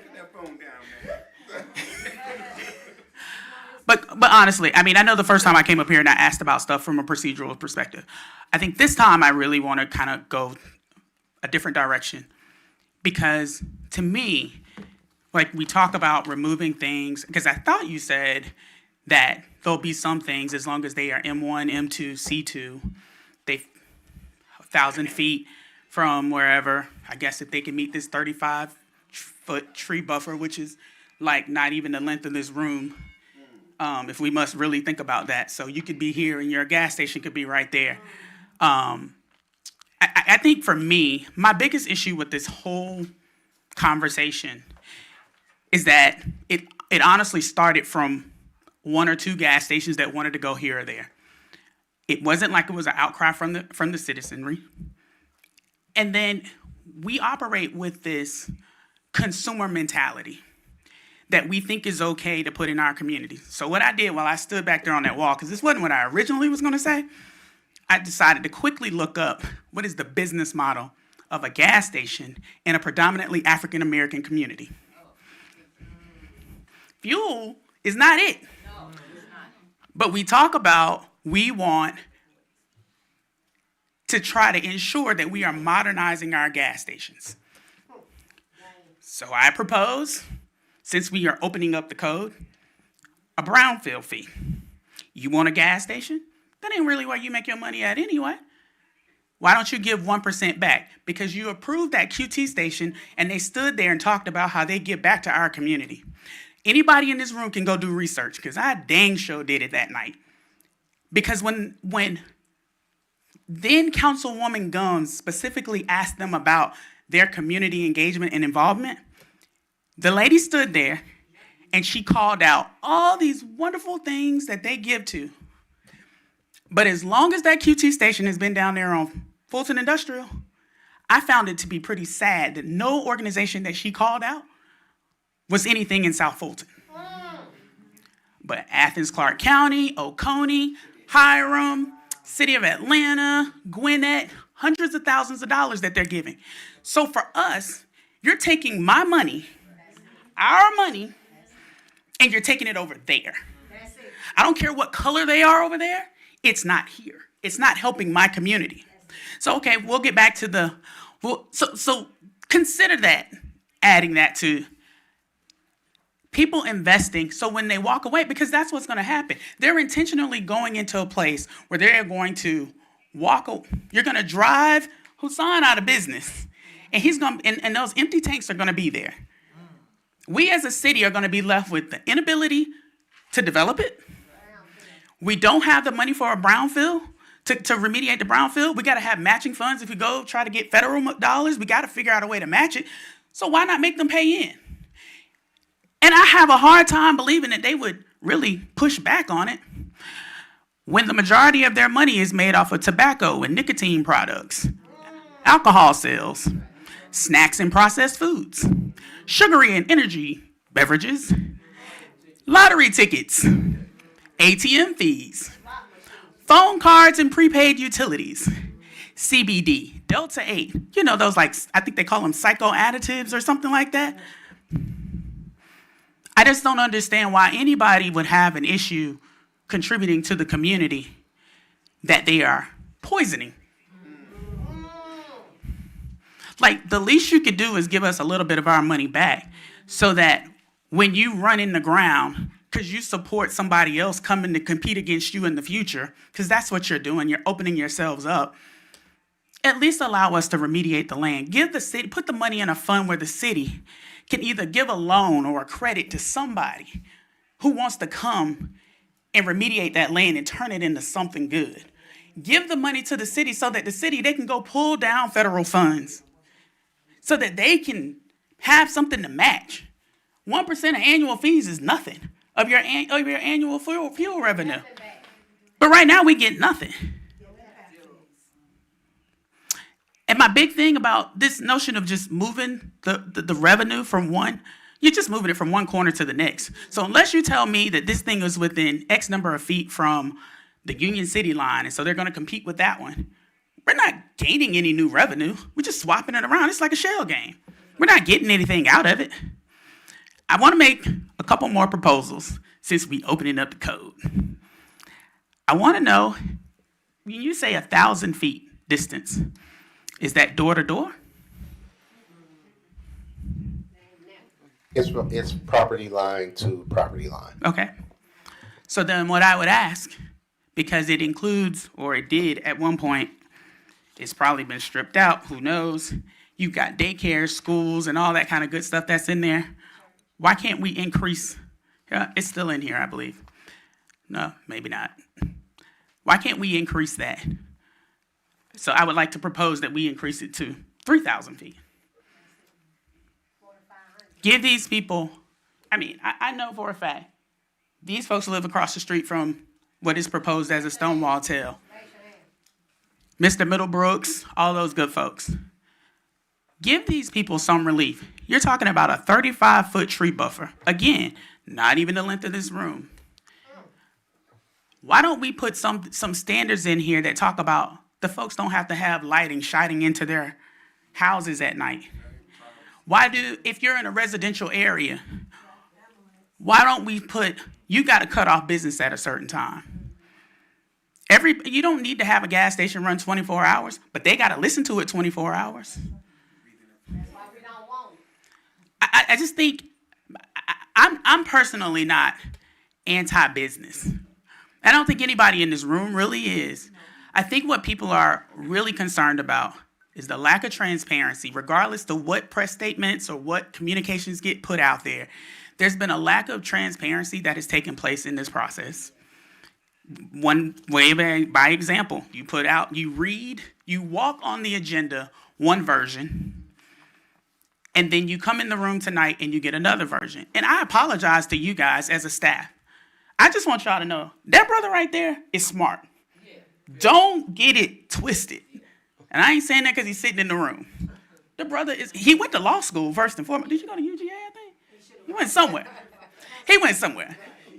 He passed somebody bar. Some bar we ain't passed. Smart brother. I feel sorry for our staff as a city that they have to sit here and endure this because it's nonsense. It doesn't make sense. And they have to sit here and take the blunt of what 5 people have put in front of them. And quite frankly, I believe Aaron Johnson has been bamboozled. He's new. And I truly believe he's been bamboozled. And again, I apologize. I hope y'all will do it with me on behalf of the city of South Fulton for half the crap y'all have to put up with because it's absolute nonsense.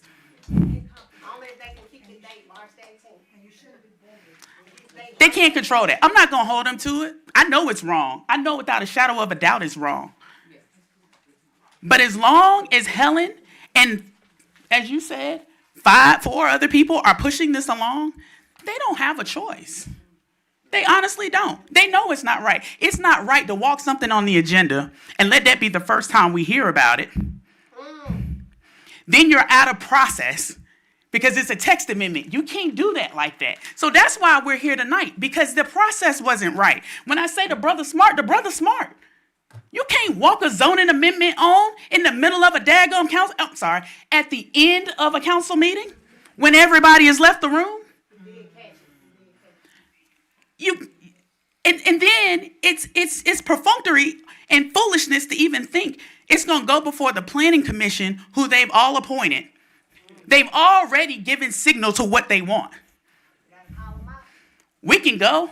We need to be there. We need to be on the record every single time letting them know that this is not right. This process isn't right. And the other thing we got to do, y'all, is we got to talk to people. We got to get people to show up at the polls. Yes. Because if we have people show up at the polls, they'd be scared to do stuff like this. And I'm done. Anybody else want to speak before I say something? Because I'm gonna be done. I'm just going back on what she said, that they give nothing back to the community. The developer of the gas station on Stonewall Tail, he has a $1.4 million home in Alpharetta. Don't give nothing. I guarantee you, if you check the tags, if you check the addresses of these developers coming in our community, they not one of them live in the city of South Fulton. But they make the money and they take it back to where they live and support their community and their neighborhood. So we really, really, really need to start a voter registration drive to get more young people involved and more older people, all ages involved, to vote these 5 council members who put this in here and not fighting on our behalf. And they know this. They know this. A lot of them, one of the representatives, I think it's Old National. Everybody and their mama know Old National got enough gas stations for 2 cities. For 2 cities, not including the neighboring cities that's connected to it. See, you have to include the neighboring cities, you have to include our city, and you got to know that there is a lot of gas stations in the city of South Fulton, and look for a protest real soon. I'm gonna let this go. I just have one thing to say. Please, you said your position was what? Director of Community Development. Director, please look at this, study this, ponder over this, because this is very serious. You're dealing with our grandchildren's life. You're dealing with a whole community that has worked their behind off to be here and to pay you all your salary. Our tax dollars pay the salary to all of these who are in leadership. So I just want you to really think about this. Don't be bullied into signing off on this ordinance, because this would be injustice to our community, and it would be an injustice to the school system with a gas station right across the street from children who are in elementary school. You're talking about middle school. You're talking about high school. You're talking about things that children would be stopping at these gas stations with predators in the gas station, looking at young girls, grabbing young girls. I just want you to really vision a gas station being around a corner from Stonewall Tail Elementary School. Children are walking to school.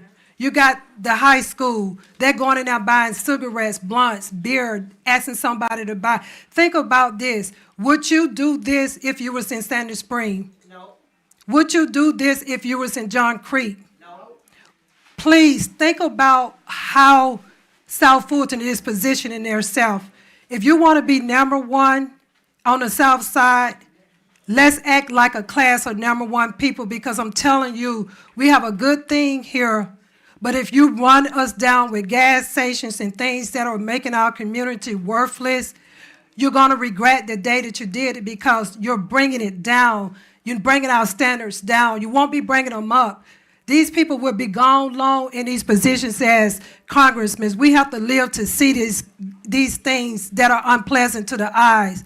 When crime go up, you hear an ambulance already day and night. It was never like this in South Fulton. You're hearing police day in and day out. It has truly changed. Imagine you sitting there eating dinner with your family and you're hearing about over the radio, this gas station been robbed. It's a girl been raped at this gas station. Sex trafficking. Said, we don't need this kind of stuff. We need things that's going to bring the community up, not down. And I'm going to go have a seat, but I just wanted to plead with you as a resident. Think about this. I know all the councilwomen think this is a good thing. Who knows what they're getting maybe on the table? I don't know. But I'm sure it could be investigated, because at the end of the day, this is where we stay. This is where we play. This is where we work. We want our community to be safe, a decent place to live. When I moved here, I was very proud. I was very proud to be in South Fulton. It was unincorporated College Park. We had the best school system it was on the South Side. Everybody tried to get in Stonewall Tail. But now, look at the rates. They have gone down because why? We're letting things in our community that we have control over in our community, and we're not taking it serious. You may be here today and gone tomorrow, but we have to live with this as a community. Please just think about it. It's just not about me. It's about a community of people crying out to our representatives saying that this is not a good thing. Thank you so much for listening, and I pray that you all ponder over this and really think about what is next for the agenda to bring up our community and not bring it down. Have a good night and be safe. Thank you. All right, I believe that's the last comment. We do have more cases to get to. I want to make a point before you all leave to let you know this. There are 2 public hearings. Our public hearings are time limited, so it would be, I think it would be beneficial for you all to ensure that you organize yourselves so that you can make your points succinctly to the Planning Commission and to the mayor and council, and decide what individuals you want to speak for you and know what they're going to say prior to those hearings, because you're certainly not going to get 2 hours to make your presentation at those hearings. February the 18th, 6 p.m., Welcome All Park facility is the Planning Commission hearing for this item. February 24th, which is a Tuesday. February 18th is Wednesday. February 24th is Tuesday, 5 p.m., here at City Hall in front of the mayor and city council. Thank you. The next case we have is Z26-005/CDP 26-002. The address is 0 and 3665 Jonesboro Road. The applicant is requesting a the applicant is requesting a rezone from AG1 to CUP with a future land use amendment from Suburban 2 neighborhood to Suburban 1 neighborhood to develop a single-family residential community of 41 detached homes on 13.83 acres located in District 4. I do also want to note that this case will be going to the Planning Commission hearing that will be taking place on February 18th and be going to the Mayor and Council meeting that will be March 10th. Adriana, do you want to show my presentation? So the clicker. Oh, okay, thank you very much. That just went to the slideshow. Do you have my? Yeah, there you go. Oh, there we go. Excuse me. Oh, good evening, everyone. My name is Michelle McCauley. I work with a firm called Gaskins LaCroix. We're a civil engineering and planning firm. We're located in Duluth, Georgia. It's my pleasure to be. What part of Georgia? We live in, our offices are in Duluth. That didn't load all the way properly, but we are here on behalf of our client to represent a rezoning and a comprehensive land use amendment. This is a property that is on 3665 Jonesboro Road. We're rezoning from AG1 agricultural to CUP, Community Unit Plan, and we are proposing to amend the land use plan from Suburban 2 neighborhood to Suburban 1 neighborhood. This is for the construction of 41 single-family detached homes. So here's our property.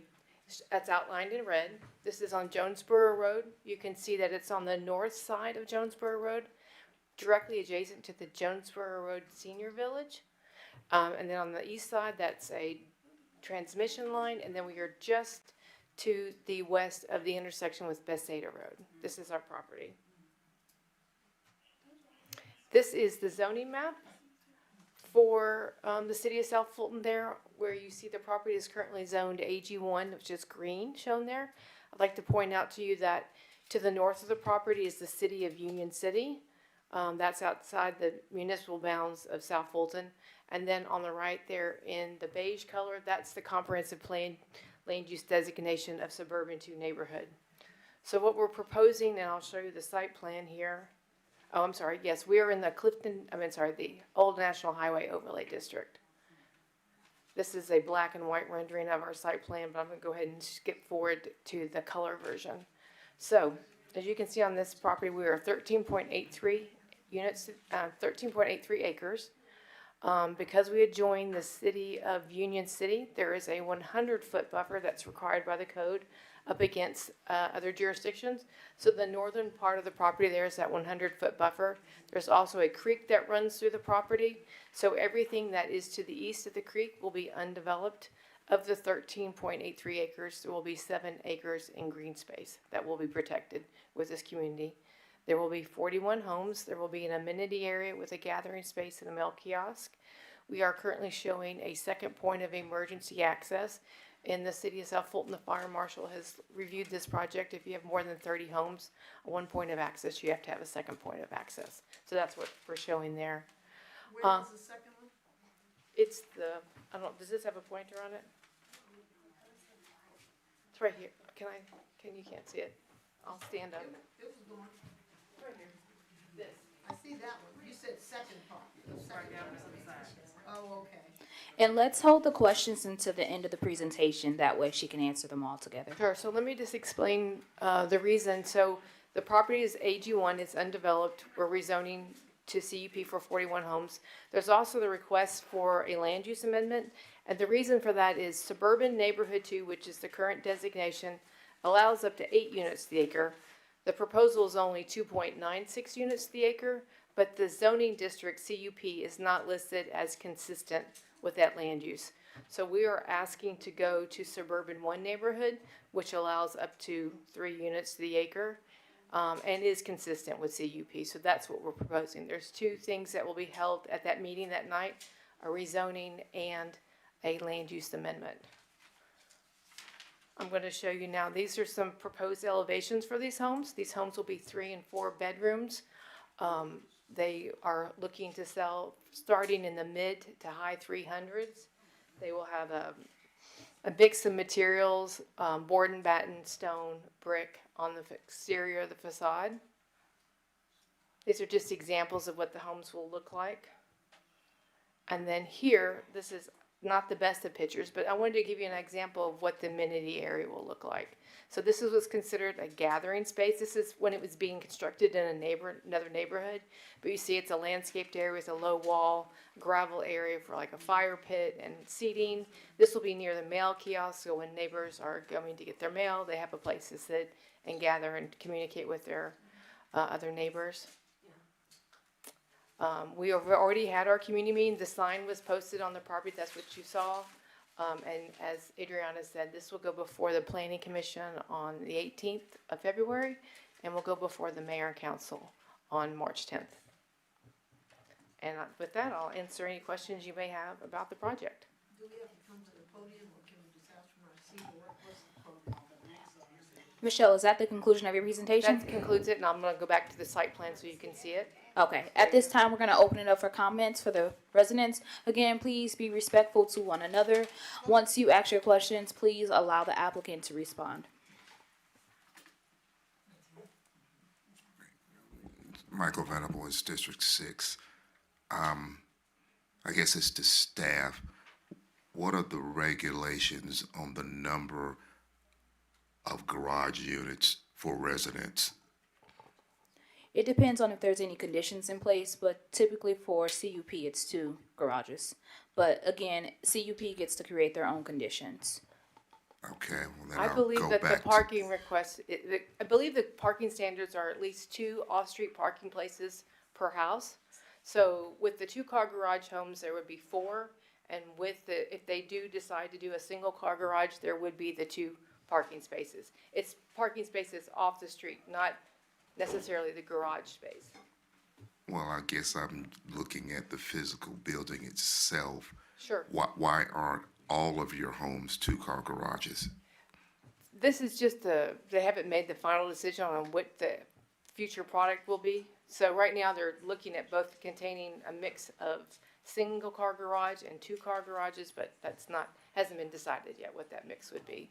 Ultimately, it comes down to trying to make this neighborhood attainable. When we talked with the district commissioner, district councilwoman, she wanted to make sure that there was homes in this neighborhood that more people could afford to purchase. So it would be a mixture, but that's definitely something that can be talked about more when the builder comes in. Okay, and I was looking at your CUP designation. I'm assuming that is because of the Union City setback, the creek, that you're modifying that. How big are the lots itself? These lots will be 4,000 square feet. Yeah, the reason, you've hit the nail on the head, the reason for the CUP is because this 13.83 acre site is heavily constrained with the 100-foot buffer up against Union City and the creek that runs through it. So for the future homeowners, it relaxes, it gives them 7 acres of green space protected that will never be developed or touched. But yeah, that does allow for the flexibility to put the 4,000 square foot lots in there. Okay, no, I'm pretty familiar. I guess this was the boring stuff that used to happen when we were unincorporated and you were there and I were there, and I guess it's not as exciting as what you just heard before here. Could you back up? Oh, I'm sorry, I didn't mean to go forward. There you go. Do you need me to read what the setbacks are, what we're proposing? Yes, what are the front, have rear, a- and side setbacks? We're proposing a front setback of 20 feet, a side setback of 5. There will be a minimum of 10 feet between buildings. And the side corner lots will have a 15-foot setback on the side, on the corner. So there'll be the front is 20, and if you're on a corner, the side will be 15. Is there any consideration from doing some side entry garages? That can be brought up to the developer, yes. There would be an opportunity on the corners to do something like that, yes. I can put that comment down and bring it to them, and you can bring it up at the planning commission as well. Well, that and the 2-car garages, Yes, yeah. sir, we can do that. And if you could back up and I'll finish Which, you the want slide. to back? Yeah, that one. Oh, there you go.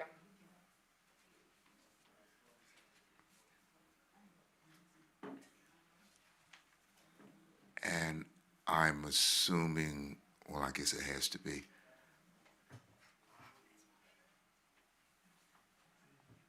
The houses abutting 138, the fronts are interior. The fronts will be facing interior, yes, sir. Okay, and, There will be a no access easement along there. okay, but the rear construction, that's totally non-masonry, if I'm looking at it from the street. Are you asking, so the gray box on this site plan is showing is not the house, it's the complete building area. Okay. So that includes the yards and everything. Okay. It won't go, that is just the box that's created by the setbacks. Yeah, I said that, but I guess the building itself, I saw your mock-ups. I'm assuming there will be no masonry on the rear of the properties facing Jonesboro Road, that all your masonry will just be on the front. That's not something that they've made that decision on. You're saying the rear facades that back up to 138? Yes. Yes, okay. We can just take that as a comment. Okay. When you say masonry, you're talking about stone and brick, not hardy plank. Yes, stone and brick. I mean, it's an appearance feature, you know. We sometimes get confused at placing so much emphasis on being the quote affordable as to being a good subdivision. You know, quality, you look at that first, then you say, okay, let me see what I can do. And if I'm driving by, at least give me the illusion that maybe you've got something nice in here, and having that with, a typical rear facade that does not have the mock-ups of your front, that's problematic. Okay, all right, thank you for that. I also want to note that this development will be, or potential development will be in Council District 5. Yeah, because I thought I was 7. So I This don't know. is Council District 5. It's directly across the street. That's the dividing line. We're in Councilwoman Bell's district. Again, kind of hard to tell. Okay, so we have our childcare center right down the street from here. Been there 25 years.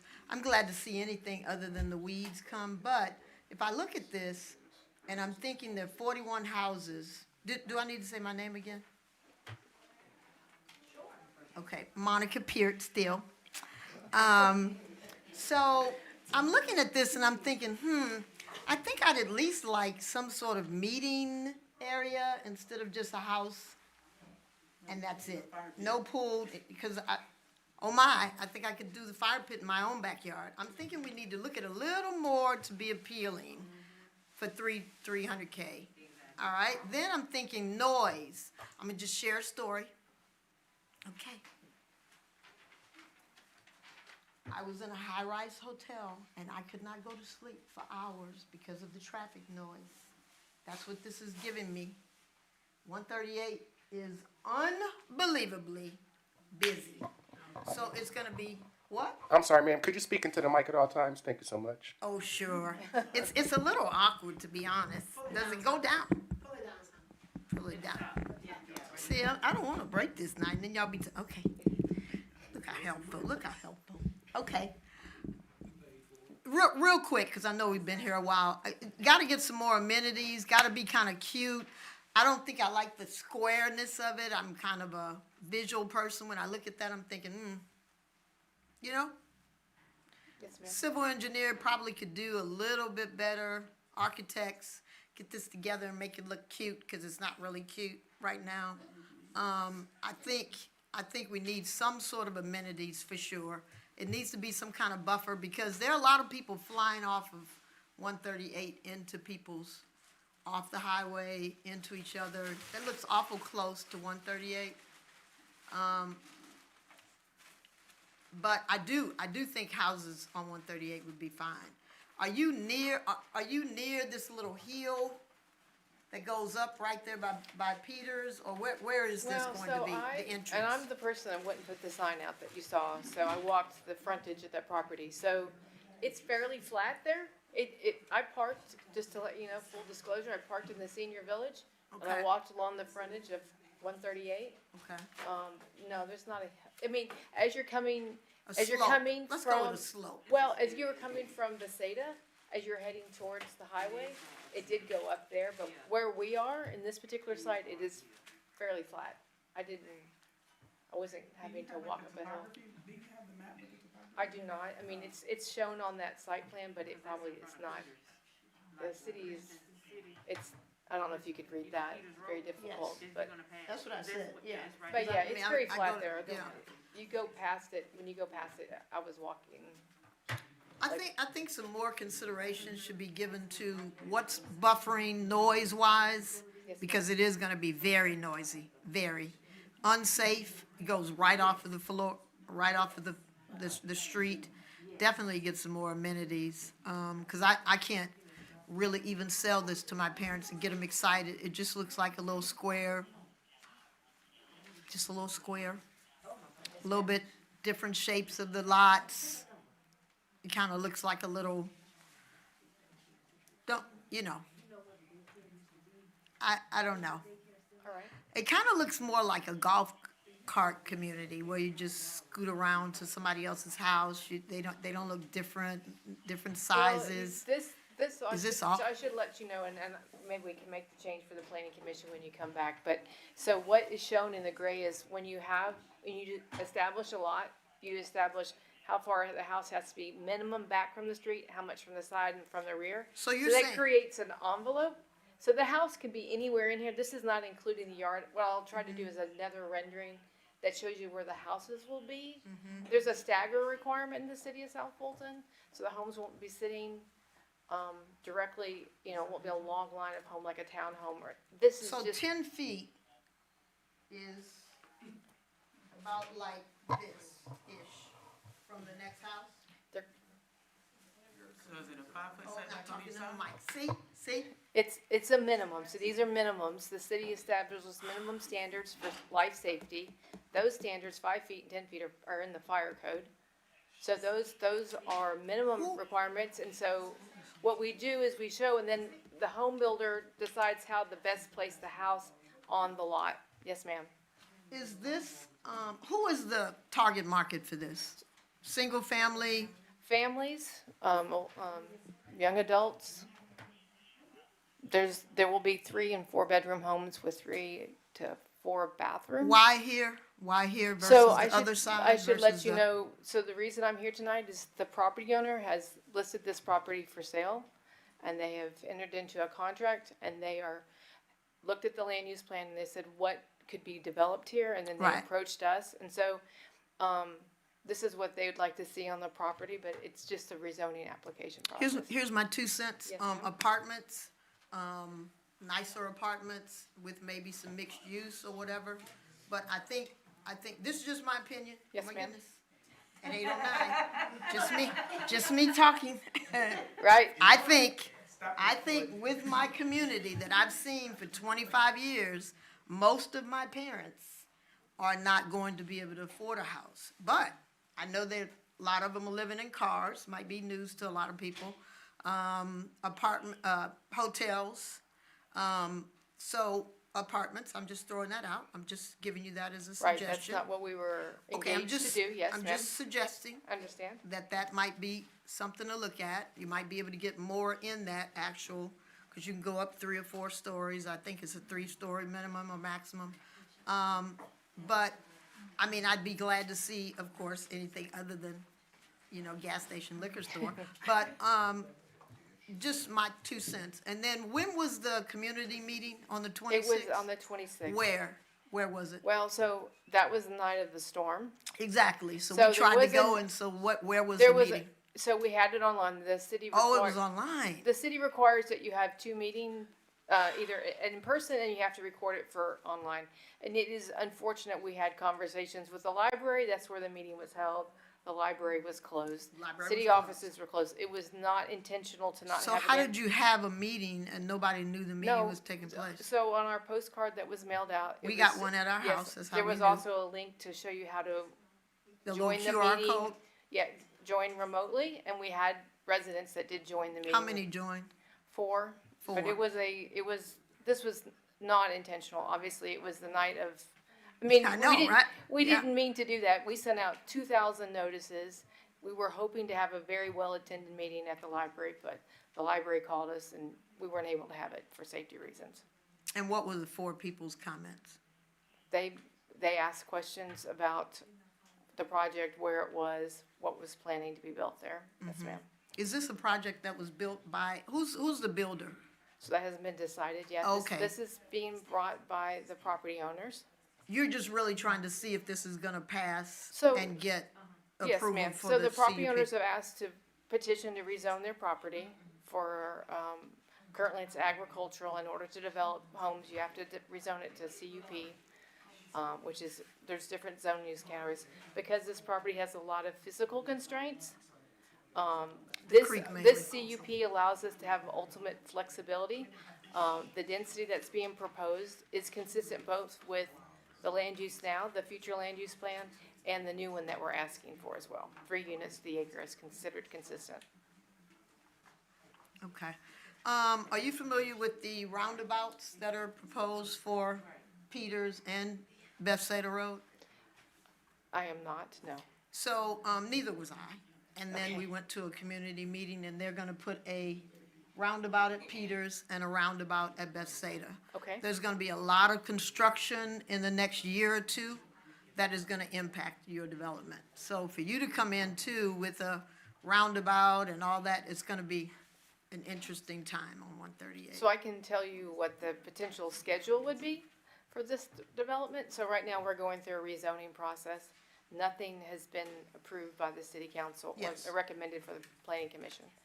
Once that, if it does get approved, then we would be engaged, our firm would be engaged to develop construction documents, which would take 3 to 4 months. This is where the plans are put together for putting the streets, the water, and the sewer in.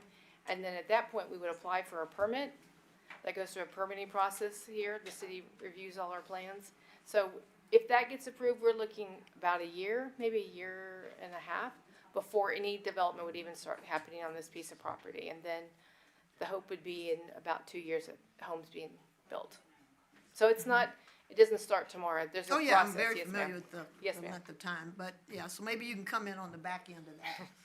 But, okay, well, that's all I had. That was the only question I had. Thank you. Thanks.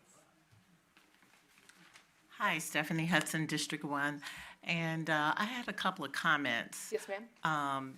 Since you mentioned that the homes may have a one-car garage? Currently, there is a potential, I'm going to try to bring the drawing back up. Oh, I'm sorry. Yeah, so there's the potential, right now, that there could be a 1 or 2 car option in the Okay. neighborhood. Yes, Okay, ma'am. I would can't like get it. to make my comment and suggest that they not have a one-car garage, especially if you're building 3 or 4 bedroom homes and you're looking at families. So these days you have people that are even doing multi-generational housing because ma'am. of the expense or whatever. And even though I know you're making these affordable, but you still have people that may have 2, 3, sometimes 4 cars. Right, yes, ma'am. And then it begins to look junky in the neighborhood. And I'm sure you're not gonna have the long driveways. So this, okay, oh, yeah, go ahead, sorry. And many times people use their garages for storage. Yes, ma'am. So they're not even parking inside their garage. So that's why I make that suggestion. Yes, ma'am. And I would also say, yes, maybe some amenities. I understand pools are expensive. I understand because I'm on my HOA and the pool is very expensive. But, maybe another type of, some type of something. Right now, what they're showing is what they're I saw referring to the- as a gathering space. So Yeah. this would be near the Do they have a kiosk? shelter or something maybe? I Or can definitely- benches around the community, maybe walking trail? And, I also, I know that builders make more money with two-story homes, but I'm a real estate agent, and people are dying for ranch-style homes. Yes, ma'am. I have clients that are 80 years old, and it's so hard for them to find ranch-style homes. And I just had a client, 80 years old. She moved into a ranch condo. There's nothing like that on the south side, where I could give you the names of the communities. South Oaks at Cascade. It's a ranch condo community. There's another community, it's called the Cottages of Cascade. Okay, those, although those are attached, but people still want ranch-style homes. Okay, Pulte built on Enclave on off near 92 and Campbellton. Yes, ma'am. It's behind, I think they just finished that community. All of those were ranch-style homes. And so that's, Yes, I think that's important. I know you probably can't get as many homes, No, but, well, yeah, just this, the purpose of this meeting is to hear comments, and that's. Okay. Yeah, so that's, All I right. appreciate that, yes. okay, so, Pulte did do the community off of, it's a Publix, behind the Publix off Highway 92, South Fulton Parkway. Okay. They have 92 homes. They just finished it like last year. Okay, So they did the ranch homes with the loft or the bonus room upstairs. okay.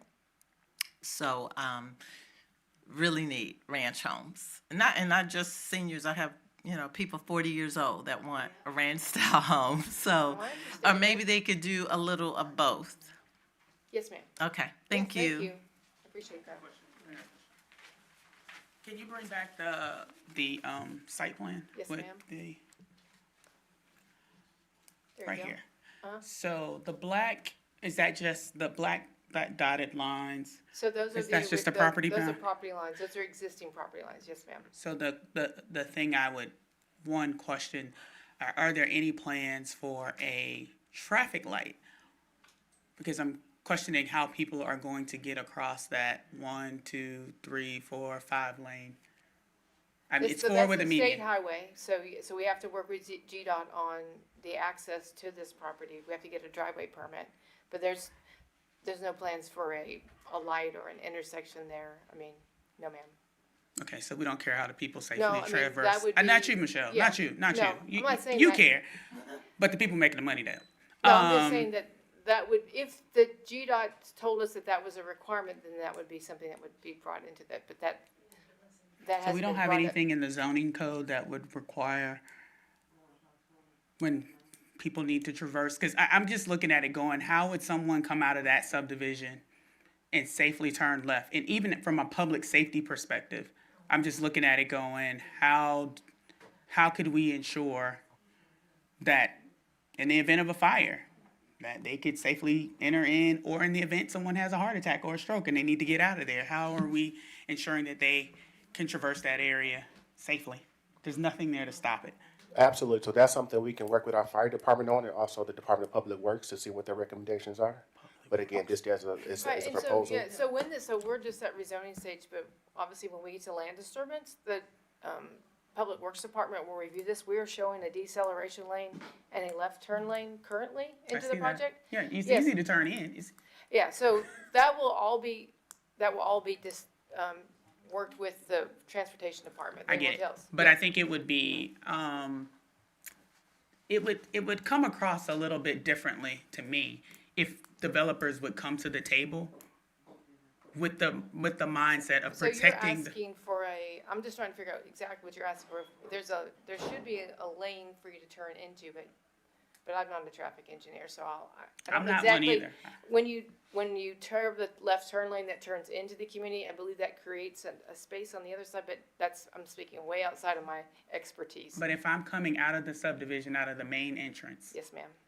or even the emergency entrance for that matter, and I need to make a left turn and go back this way, Yes, ma'am. how do I safely come across?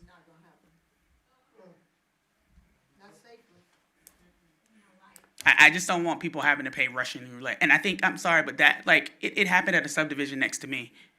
When people don't, and I don't knock you for not living here, but when people don't live here, they don't think about how people have to traverse the area. And we're sitting here saying, hey, this is a very busy area. And to that end, she brought up noise and potential for all of that. Has there been any consideration for adding a metal or a commercial grade fence, steel fence across the back, all the way around the backside that leads to, I mean, the frontage part of, what is this? 138. 138? Yep. Are you asking for a metal fence along the front of the? Yeah, because if you guys put wood up there, it's just going to deteriorate over time, and then people are, the homeowners association or the homeowner is going to be responsible for it. So why not put something there that actually has a possibility of lasting?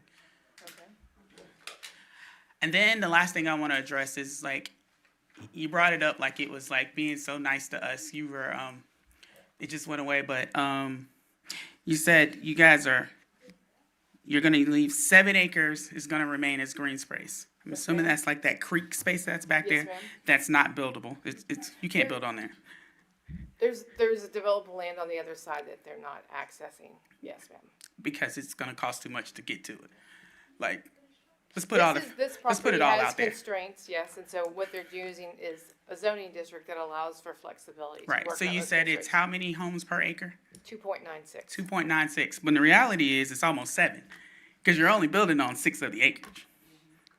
So you're stuffing 7 houses per acre into that one. Like, and I'm not saying that because that's you're just- right. If we look at the entire parcel, And that's but I fine. just want to this is for me is more about making sure people understand what you're really saying or what they're really presenting. Okay. It's not you. No, You're I mean, just here this is presenting. This is the way that density is calculated. If I the get how city density requires- is calculated, but Right. I get how density is lived. Yes, ma'am. So there you have it. I'm done. Another example of what goes on in our community. Are these homes gonna be for rent? No, ma'am, that's not allowed in the city of South Fulton. Okay, because I know there's a lot of developers, they're not selling homes, that they are putting them out for rent. I don't know if that subdivision on Dotson, I don't know if that's Union City or There's a City of South jurisdiction- Fulton. There's a Greystone. There's a restriction in the city of South Fulton zoning ordinance that requires there be no rental of the homes. Okay, no vouchers, Section A, or none of that, right? That is. Because you said affordable housing, so when you say affordable housing, with I'm thinking, affordable, attainable, what's your goal- definition? The idea is that when we spoke with the councilwoman, and the goal here is for people to be able to qualify to buy these homes as much as possible. There's a need for housing in the whole area. Mhm. So it's balancing all of these different factors that go into purchasing a home. Yes. And who's this councilwoman? Councilwoman Bell. Council over what district? Five. This 138, okay. I thought that was down on the other end of Old National. Okay, so that's my question, because I'm seeing a lot of builders, they're not selling homes, they're turning to rent. So I just want to make sure that this was biased, okay. Yes, ma'am.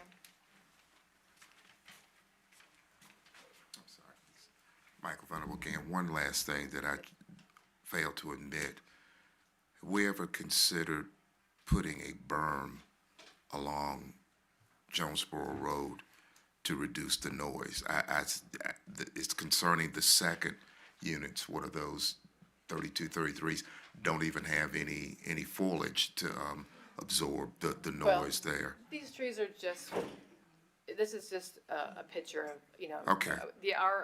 You can see our architect left the section of gray there when he drew this, so Okay. I don't believe he intended to not have trees there, but Okay. Well, Yes- no, Yes, sir. I guess There's the a biggest requirement- thing. There's a requirement for landscaping along the frontage of all projects. Yeah, but I was thinking that some sort of berm along that whole frontage of Jonesboro Road would be appropriate, because being that that is considered a highway and there is traffic there, that the noise, some noise mitigation would be appropriate, Okay. you know, for homes there. Yeah, thank you. Okay. Okay,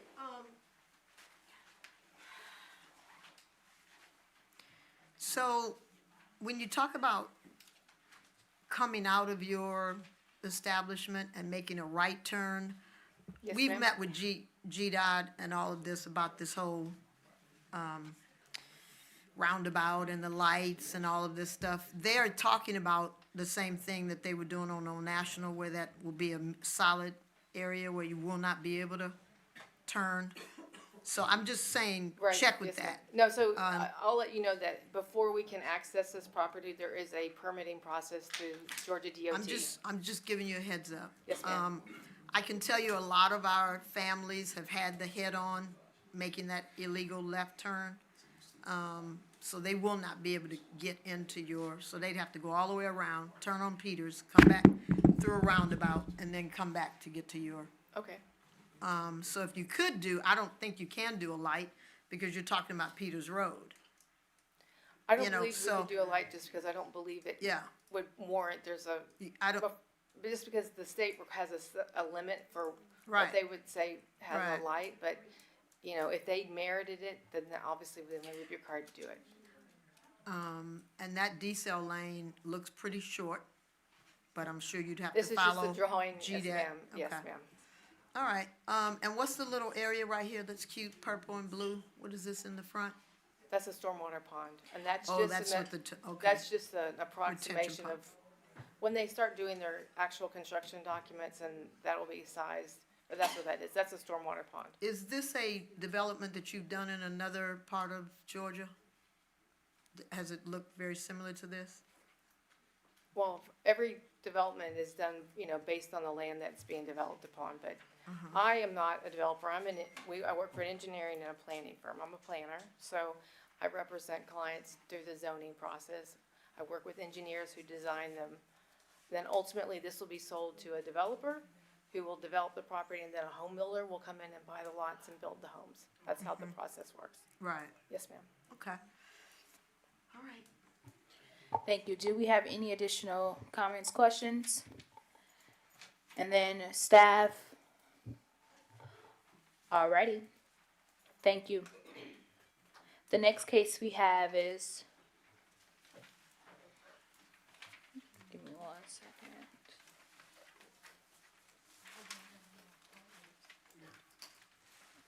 Michelle, is that, can you turn that, yep, can you turn that remote off for me? On the side. Do you have a card or anything? I can give that to you.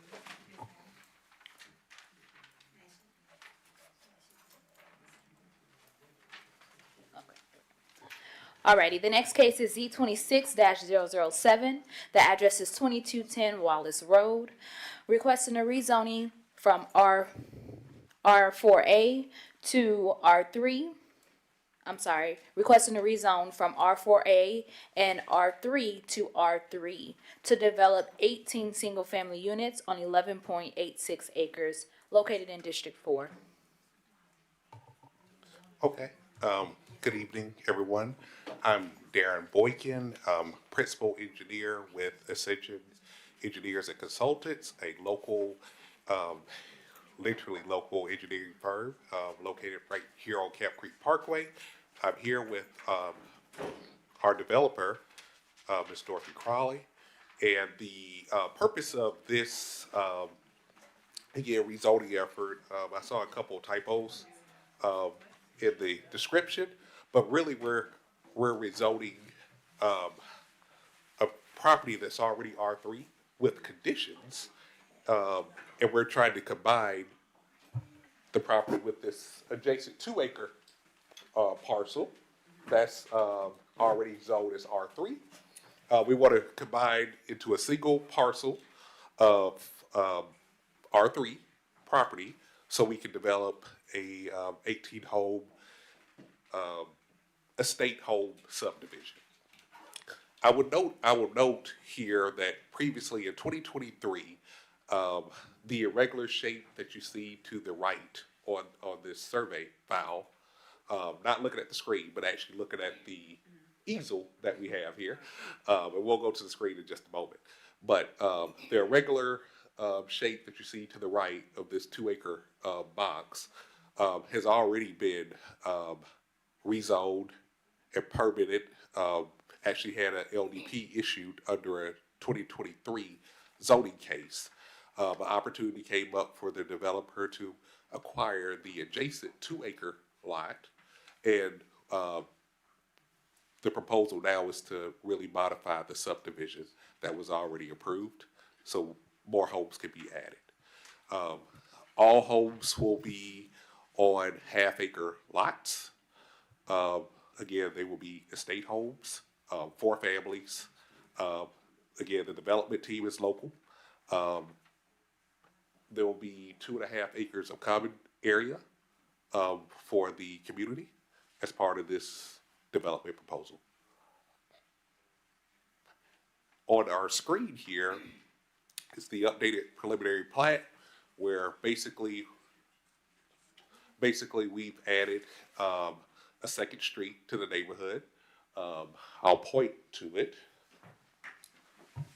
Sorry, thank you.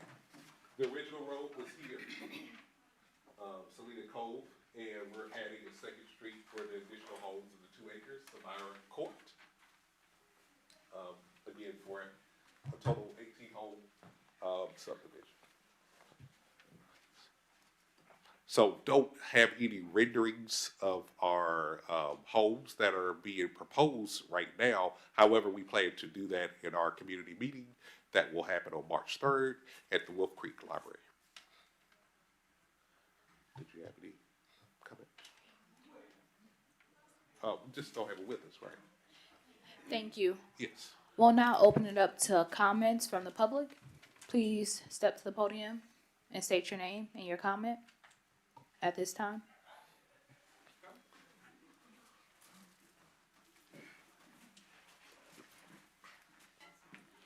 Hi, I just wanted to say that I support this development because of the fact that the lots do have enough space in between the homes, and that you don't have to worry about it being so close that you can hear the neighbor or whatever. So this is good. This is the type of development that we need to see in our city.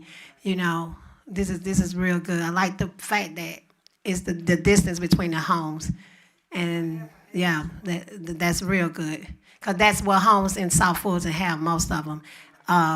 You know, most of our homes sit on an acre or 2 or whatever, and this fit right in the demographics of that, of having homes with that lot, not squeezed right close to each other like apartments. This is good development for the city, and we need more development like this. Thank you. Stephanie Hudson, District 1, and I've seen the renderings. This is a quality subdivision, first class. So y'all save y'all coins because they're starting at what price range? 900. So y'all save y'all coins. I'll be happy to represent y'all.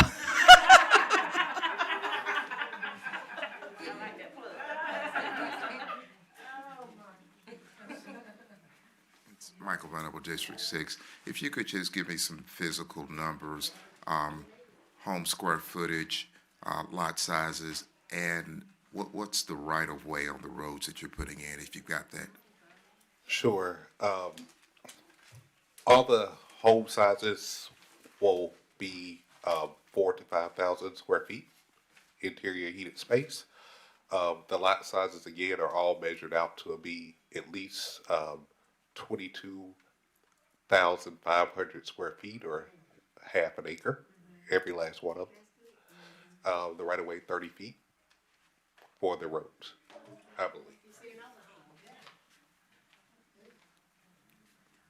I just want to say this is good development. A half an acre, all brick, right? Or what is it gonna be? Could be stone and, you know, These are custom estate homes. You have any pictures of the homes? We do, but we can't. not with upload us. them. Yeah, I can't show it to.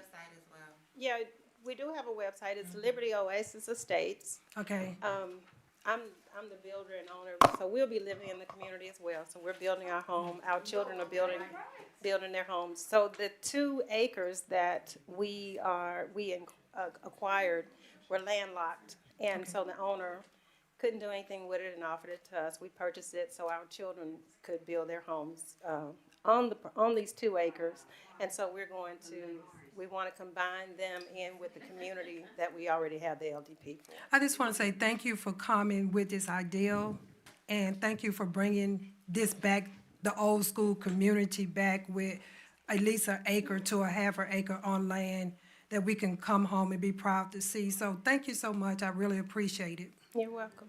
Good development. Thank you. Alrighty, I'll now open it up to staff. Is the location of the detention pond, is that where it has to be, or could it be placed in the rear of the property and perhaps a lot or 2 could be added to where the detention pond currently is? Well, we want to utilize gravity, so Yeah. yes, that's why we need to put it in that corner. Thank you. All right. For the runoff. Alrighty. Seeing no more questions, we'll move to the next case. The next case is U26-004. The address is 3220 Butner Road, Suite 136. Requesting a special use permit to operate a nail salon business in a mixed-use zoning district.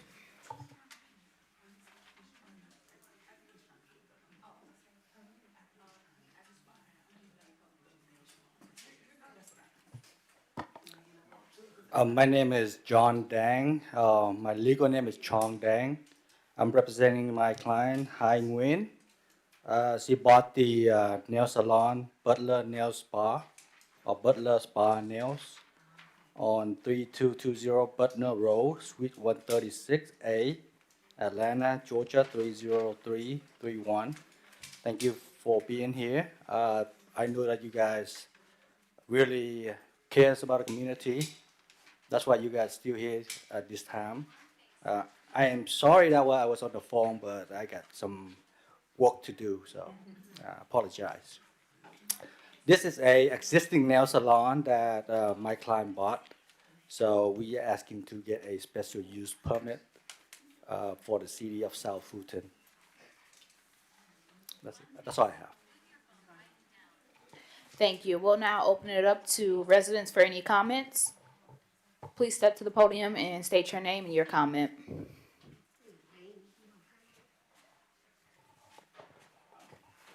Is this the one that's already there you're gonna be buying? The one, there's a nail salon already there, you're gonna be buying that one? Yes, the existing nail salon, yes, correct. Okay. Making sure.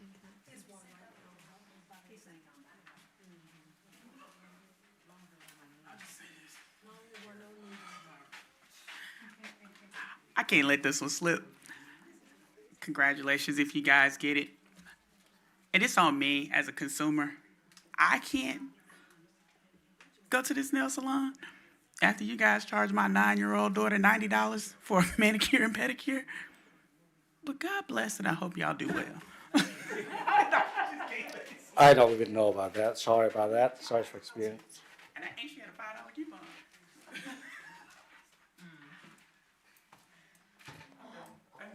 Alrighty, do we have any additional questions from staff, from residents? Alright, I'm gonna open it up to staff. I'm not sure if you already answered this question, but are you taking ownership, is this a new ownership? Yes, that's Okay. correct. And then how long never mind. Alrighty, thank you so much. Alrighty, to talk about some important dates, I know that there was a lot going on with the first case with the text amendment. So again, to talk through those dates again, the public hearing for Planning Commission will be February 18th. Mayor and Council, it'll be February 24th. For our 0 and 3665 Jonesboro Road, that case will be going to the mayor and council. Sorry, it'll be going to Planning Commission February 18th and Mayor and Council March 10th. And then for Wallace Road, which is the case, the third case or the fourth case that was on the agenda, it will be going back to its regular schedule of those dates that are listed below. I do want to give a disclaimer that the dates that's listed on here, it's per cycle. So when you saw that calendar, we do it by cycle. So those are the dates that are listed on here. Jonesburg did have their public participation, they were on the cycle before. So that's why it's a little kind of flip-flop. So I did want to put that out there. Again, talking about the public participation, rezonings, and special use, you are required to have a public participation meeting. We'll also send you out all the email addresses that you need to send a letter of intent, a site plan, those postcards, inviting council and staff to those meetings. A postcard also needs to be sent out within a 1 mile radius. We have an example on the PowerPoint, along with submitting your public participation report once that meeting has taken place.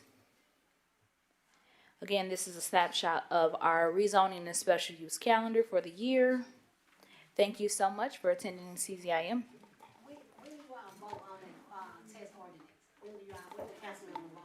So I would say at that mayor and council meeting, they will talk through when it'll vote. Because if it's a deferral, that might change that date. And I don't want to throw any additional dates out there. That's not correct. Before you leave, public participation meetings. Please, applicants, if you have your meeting, please let us know the dates of that. For Wallace, so 2210 Wallace Road, they'll be having their public participation on March 3rd at 6 p.m. at the Wolf Creek Library.